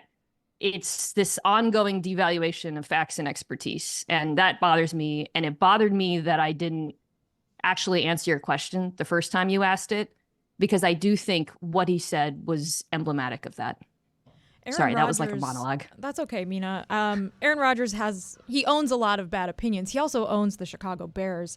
Can you explain what the hell the Bears strategy is, and why they're keeping their head coach but firing their offensive coordinator, and what they're going to do with Justin Fields? What are they doing, Mina? 50 seconds or less, Mina. They're keeping him because the defense really turned around, and they did turn around. They were playing really good football at the end. However, I don't agree with this decision, because whether you're sticking with Justin Fields and going to your third offensive coordinator, or you're drafting a guy, it restricts what you can do offensively, because you're not hiring an offensive coach. And also because of the candidates who are available. I mean, this is like an all-time option, or buffet of options, rather, when it comes to head coaching candidates. To stick with Eberflus. Yeah, we lost. It was fighting. The Zoom was fighting. The Zoom was fighting. It was trying to get there. We've been getting hits, and Well said. you froze on Eberflus. Yes. We'll come back with Mina Kimes next. My bad. We are psyched. So tell us why you're psyched, where you're psyched, how you're psyched. Tell us. I think every single one. Okay, that's not true. Pittsburgh, Buffalo's not good. But every single one of these games outside of Pittsburgh, Buffalo is a good game. Every single one of these games, you can make a case for an upset. Start to finish, it is wall-to-wall bangers. If you asked me to make an upset, I think I could do it for every team. Maybe not. do it for Pittsburgh. I can make an upset case for Pittsburgh, Jess. All right, let's do this. 15 seconds at a time. Make all the upset cases. We're going to give you only 15 seconds on each one. 15 on each, not 15 Yes, total. 15 on each. Are you ready to start? You seem pressurized right now. Go ahead and I'm start. ready. All right, let's do this. Are you going to queue up you want me to queue myself up here? I want you to queue yourself up. 3. I'll count down, and then I'll give you 15 seconds and tell you where it's time. 3, 2, 1. Okay, the Texans, simply put, C.J. Stroud. He is the best quarterback on the field. He has shredded all kinds of defenses. He's been incredible under pressure. Obviously, the Browns' defense is excellent, but if there was one young quarterback I would trust to solve it, it would be C.J. Stroud and Nico Collins. I don't think that they're going to win. Splash. Oh, right. Sorry. Yes, back to 15 Splash. seconds. Yes, back Okay, to Miami. Splash. Yeah. Here's a case for Miami. The Chiefs' run defense is really bad. And it's a cold game. Yeah, they've struggled in cold weather, but they still run the football really well. They run it really well to the outside, which is something the Chiefs have struggled to defend. I think Devon Achane could have a big day if they commit to the run and come up with some creative solutions for what they have to do on defense. What's the next game? Buffalo, Pittsburgh. 3, 2, 1. Aside from maybe Josh Allen will go get the zoomies and turn the ball over, Pittsburgh is really good at running the football. They come out with multiple tight ends. They're ground and pound, and the Bills' defense does struggle a little bit to stop the run at times. Splash. Wow. You came in. Look at her. She's getting better, and she's proud of herself. 3. Do I need to give you the game, or you got another game? 3. Packers. 2. Right. We're on the Packers. Right 1. Okay, everything I said about C.J. Stroud, you could also apply to Jordan Love. But I'll say this, the Cowboys defense, while they are very good, struggle to stop the run. Aaron Jones is back, looks good, got a lot of yards after contact last week. And I think that the Packers' young group of skill players actually will be able to hunt matchups with Dallas. I think you were early there. I think you cheated there, Mike. I feel like you did. 3. Wait, 2, what game are we on right now? Well, this is up to you, actually. 3. Cleveland, Eagles, Bucks. Cleveland. Oh. All right, Yeah, Eagles, Bucks. He never prematurely splashes. 3, 2, 1. Have you watched the Eagles lately? I don't really need to say anything else. That's it. Yeah, Splash. That's good. It's excellent analysis. I've got to admit it. We skipped a game, didn't we? What did I skip? Did you do the Browns? I don't think you did. Did you do the Browns? did. You did? I The missed Texans it. are the Oh, underdogs. my bad. The Browns are My favored. bad. Oh, the Lions, the Rams and Lions. All The right. Rams are underdogs. Yeah. 3, 2, 1. Jared Goff struggles under pressure.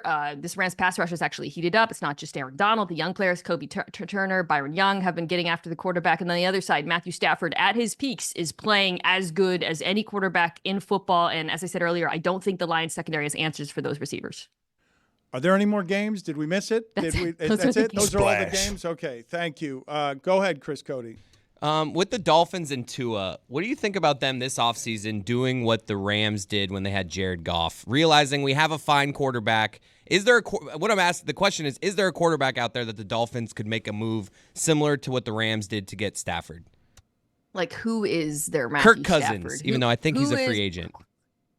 It's not Kirk Cousins. I mean, the thing with Tua and Stafford and Goff is the analogy would be like, okay, Sean McVay wanted a quarterback who he didn't have to scheme up offense for, who could create on his own, who could, whether it was, on extended plays or just the straight drop back game, which is where the Rams offense went once they acquired Matthew Stafford. He would just get it empty and dissect defenses. Does Mike McDaniel want a quarterback like that? As good as his offense has been with Tua, I think it really depends on who's available, because there really aren't many quarterbacks who have Stafford's ceiling who are capable of doing everything he did. No one comes to mind, but the thing is, you never know with the NFL. Somebody could get surly and want out. I don't know. But when I look around the league, I don't see a similar option for Miami. Certainly not one who presents an upgrade. It's definitely not Kirk Cousins, who is much more like Tua than Stafford. Mike Ryan was making the argument on behalf of Pete Carroll being the big retirement yesterday, because we're underselling and underappreciating that he won titles in the pros and in college and just got engulfed by Saban and Belichick. You're a Seattle fan, and I was shocked. I was shocked by him being let go. Were you? I was shocked, and I can tell you a lot of people in the building were shocked as well, because Pete Carroll wanted to stay. This wasn't a mutual parting of ways. He he, as recently as Monday or Tuesday, was talking about how he still wanted to be the coach.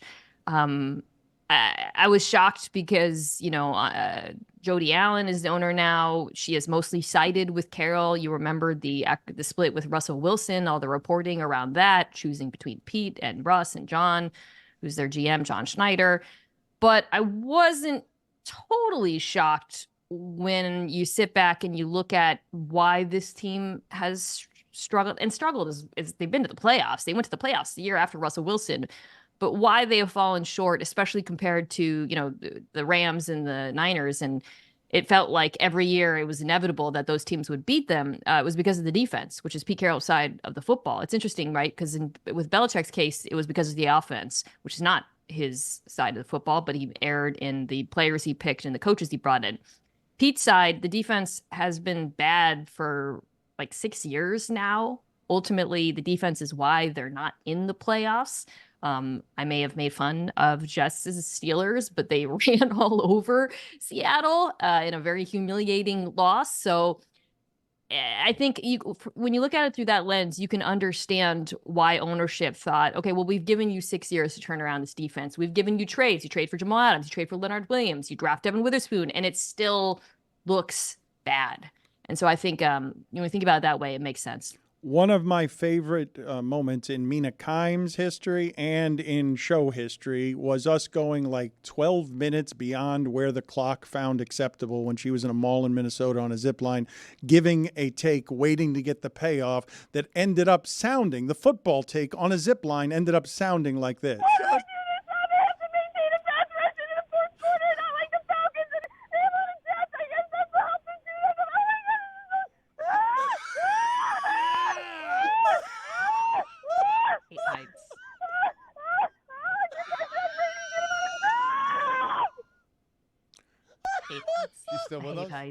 It is amazing, by the way, that there's no video of this. There is not, but it's like a blurry screenshot. Juju had a great idea, though. Juju suggested that it's a Super Bowl because there's a zip line over downtown, Fremont Street, that we should have a Mina Kimes give a take football zip line challenge. The best take wins some sort of prize on a zip line. You were terrified there, correct? I'm afraid of two things. I feel like maybe I shouldn't reveal this on the internet. One is spiders, and the other is heights. Why am I afraid? Like someone's going to drop a spider on my front door. Oh God, please don't do that. Nobody mail me a spider. I do not like heights. I could be at like a rooftop party and you would find me dead center in the middle. I will stay far away from the ledge. I hate looking down. I hated every second of that. I don't know why I agreed to do it. And I'm just glad it's not on video and I'm surprised I didn't pee my pants, honestly, because I was so afraid the whole time. I don't understand this fear of spiders. Just kill it. Step on it. Get it out. Like, they're it's scary. It's a primitive fear, it's such Chris. a little tiny thing. The way they move is upsetting. They're yucky. That's what it is. It's the multiple legs all moving at once. I just don't like that. I want a documentary on the engineering for like a spider web. You ever see these things work? You're always like, you ever wonder, like, how did you get the thing way over there? I'm sure that's a documentary you would spend a lot of time with. How did you get the other string way over there? I'm sure you would spend 2 hours on a documentary of that kind, with that as the content. Jeremy, you wanted to offer Mina an apology because Billy did betray you. Billy publicly said, snitched. He said that you were the one who criticized Mina Kimes'. Give me a moment. Mina, first of all, we don't know each other that well. So I want to issue this apology because when we all saw the sign behind you, you made fun of it. Just admit it, dude. It We were was all you?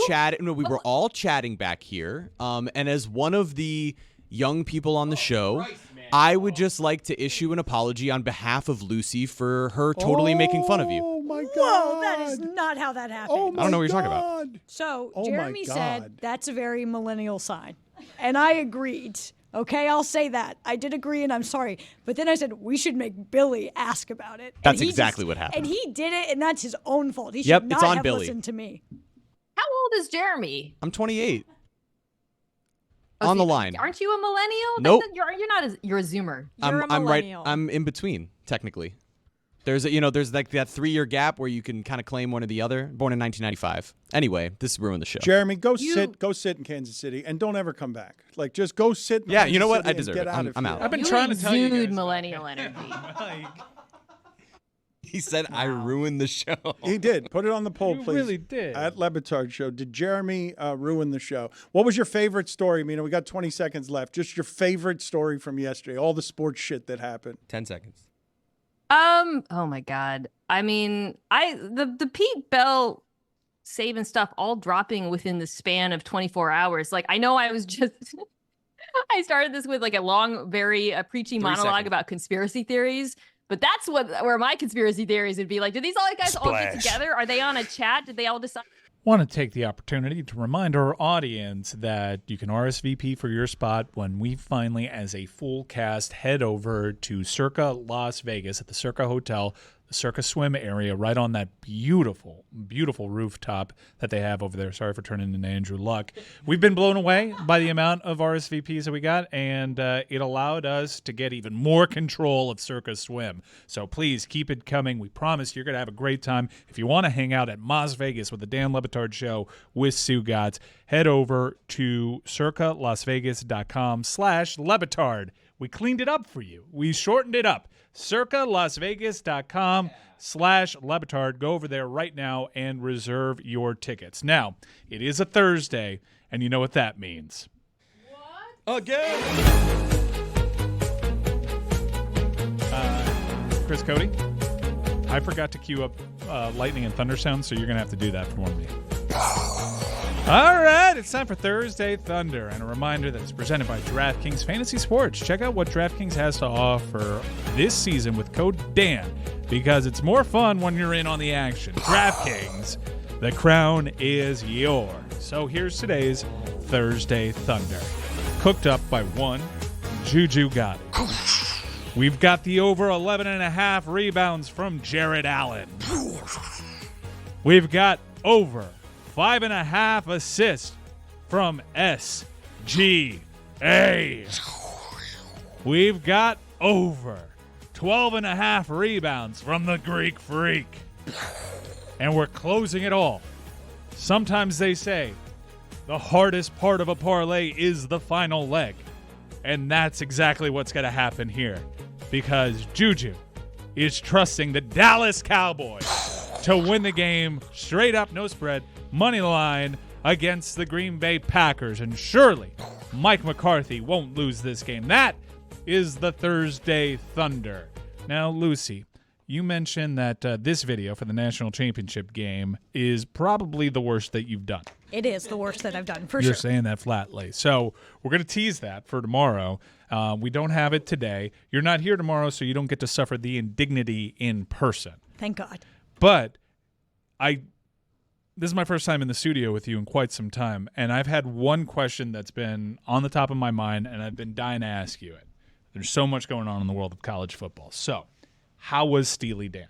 Steely Dan was so great. So they opened for the Eagles at the Forum. Oh my God, they opened up the set list with Josie. And I was like, we're going to have a great night. Honestly, I feel like they should reverse the order. I feel like the Eagles should have opened up for Steely Dan. Wow. That's how good the Dan was. Whoa, that's controversial. They were so good. I love going to like classic rock concerts because it's all like old people in the crowd. So nobody stood up the whole time. No one was like, you didn't have to worry about like rowdy people. The only thing that was annoying was the guy next to me was eating French fries and he couldn't see them, so he had his phone flashlight shining on his French fries. And I was like, brother, I know you can just like feel it. Like you don't really need the phone flashlight, but it was a great experience. I love Steely Dan. They played Peg, which is my favorite song. It was awesome. And that's where you got sick. Are old Absolutely. people at old concerts like videotaping a lot on their phones, or do you get less of that as well? There was almost none of that. The only like real song where everyone was filming was Hotel California, but like they also played something before the concert. It's like, please don't be on your phone. But it was almost remarkable because we were really high up to like look down and see no one filming. That's wild because old people do love recording stuff on their phone. It's like they've discovered it in the last 5 years. Were their iPads out? Yeah, they love it. They're like my dad with like my daughter, he loves just getting the phone out and like, let me record this. This is something I feel like I should record. It's the worst photos you've ever seen Yeah. of like the moon. Blurry. I do want to talk college football here because Dan Lanning has announced that he is not interested in the Alabama job, as you do these days, with a social media video that ends with him smoking a cigar. Now, he did have the criticism earlier this season of Deion Sanders saying that his program doesn't do things for clicks. Substance. He could have just put out a press release. That's a good point. He also apparently was watching a Bourne movie last night, which is interesting because I was watching Thunderball last night, a James Bond movie that I feel like I had already seen because I watched it parodied in Austin Powers. But now I know where the sharks in the pool with the lasers on their head come That's from. not an original concept? No. I don't think they have lasers in watch Thunderball. a lot laser of beams things attached that are to their well heads. older than you. There was a spear gun fight underwater that must have been both fun and also terrifying to shoot. What did you think of the soundtrack? It was excellent, of course. Yeah, it's I one mean, of my they're favorites. always great. Sharks with laser beams attached to their heads. And it was like the whole thing where they have like, they're all underwater with like the submarine that like they have in Austin Powers. It's Dr. Evil. I just like, it's good to finally see the source material for some of those gags 30 years after I already saw them. So you were laughing at jokes that you didn't understand, like where they were born of or what they were parodying. I know the genre, so You like, just I just yeah. thought Dr. Evil had a lair with the cat on his lap. Like I never specifically. That's not seen- from that. Wait a minute. I need to watch No this way. movie. It's from Thunderball. Yeah, I don't know it's if it's in another. Is it that in another Bond film It's too? a I knew villain that trope. I knew that Austin Powers was like a spoof of James Bond, but I didn't know they were like literally It's taking so scenes literal, and Chris. stuff. That was my exact takeaway. I was like, Mike Myers didn't write any of this. This is just like they're doing the exact same there a number gags, two? but with him doing it, so it's funnier. Like all of the floor opening up and the chair going into it. Like that's just from James Bond. Like Michael Myers didn't like parody anything. I didn't know any of that. What a bonding moment for us. I thought Dan told you to go away forever. Now the show is officially ruined. Mike, do you want to talk more about Dan Lanning or? I'm fascinated because of what it means for all of college football. I would say we all have our different rooting interests in here. For whatever reason, I'm the only Miami guy. I'm a Miami No, fan. I'm a Miami we fan. all have the Yeah, same no. rooting interest except you in that we root against you. Yes, Yeah, correct. Right. But I do think indirectly or directly, what happened in Tuscaloosa yesterday is going to touch every single one of our programs, some form or Even fashion. Iowa. How is it going to impact Iowa? I'd like to know. Be it an assistant coach, we will find the answer. Be it an assistant coach that let's is see. leaving that staff to go join another new staff, or a coach that is no longer on a staff, needing a new place, or a portal player, or a decommit, I feel pretty strongly that every single rooting interest in this room is going to be touched by what happened in Tuscaloosa with Nick Saban retiring. I'll take it one further, which is that Lucy, I don't know if you don't have an NFL team, right? No. It's possible that it might touch your NFL team and your college football team because there's Touch going both to my be teams. the dominoes. They are a tumbling, and like a guy like Tommy Rees, who now probably would have stuck around if Saban was coming back next year. Maybe he'll go to the NFL. I feel like he's someone that would fit in really well as an NFL offensive coordinator, and then those dominoes will continue to fall as well. If my reporting is accurate, and it always is, Tommy Rees talking to Alabama about the head coaching job. If he doesn't get it, it's highly improbable that he returns. It's just a weird dynamic if he interviewed for a job that he didn't get and he ends up working for someone that wasn't on the staff before. And if it's not Tommy Rees, I doubt they're going to promote anybody else from the inside over at Alabama. Right, like if DeBoer gets the job, he's probably bringing his staff with him. And Saban tried to hire Washington's offensive coordinator a mere year ago, and he said no, and that's how they ended up with Tommy Rees. If we did the hacky question of what is Nick Saban's legacy, I feel like Bruce Feldman kind of touched on it. His ability to just build up coaches, rehabilitate coaches, is almost more impressive than all the talent and players that he went through. Like when you say to me 10 years from now, like, what are you going to remember? Just his ability that, like, he never had a coordinator flop. Like, it was always, he made coach. It was just, that's what I'm going to remember. Going back to Washington for a second, Ryan Grubb almost took that Alabama job, but he didn't because Michael Penix Jr. was coming back to Washington and he had convinced them. There's nothing keeping him there. It feels like Washington, like Kalen, that seems like a natural move to me, or Mike Norvell because his buyout is so cheap. I do think that one of the things that Bruce mentioned was Saban's ability to also break up with coaches that landed elsewhere. Get them hired somewhere else. Saban had the ugliest breakup one could have in the pros, him or Bobby Petrino. Bobby Petrino's had a lot of nasty breakups. Urban Meyers was pretty bad. Urban Meyers was really bad. Okay, I'll walk that back. But Saban, it's Urban Meyer. But Saban, outside of Urban Meyer, was in the conversation. It was a bad breakup. He got caught in a lie, and he's since explained it, and it was the right move. I think we all agree. But learning, I disagree. He shouldn't have done it. Learning how to reposition other coaches and players, for that matter, in this day and age in a way that is loving is a touch that is missing from a lot of coaches that are hugely successful, by the way.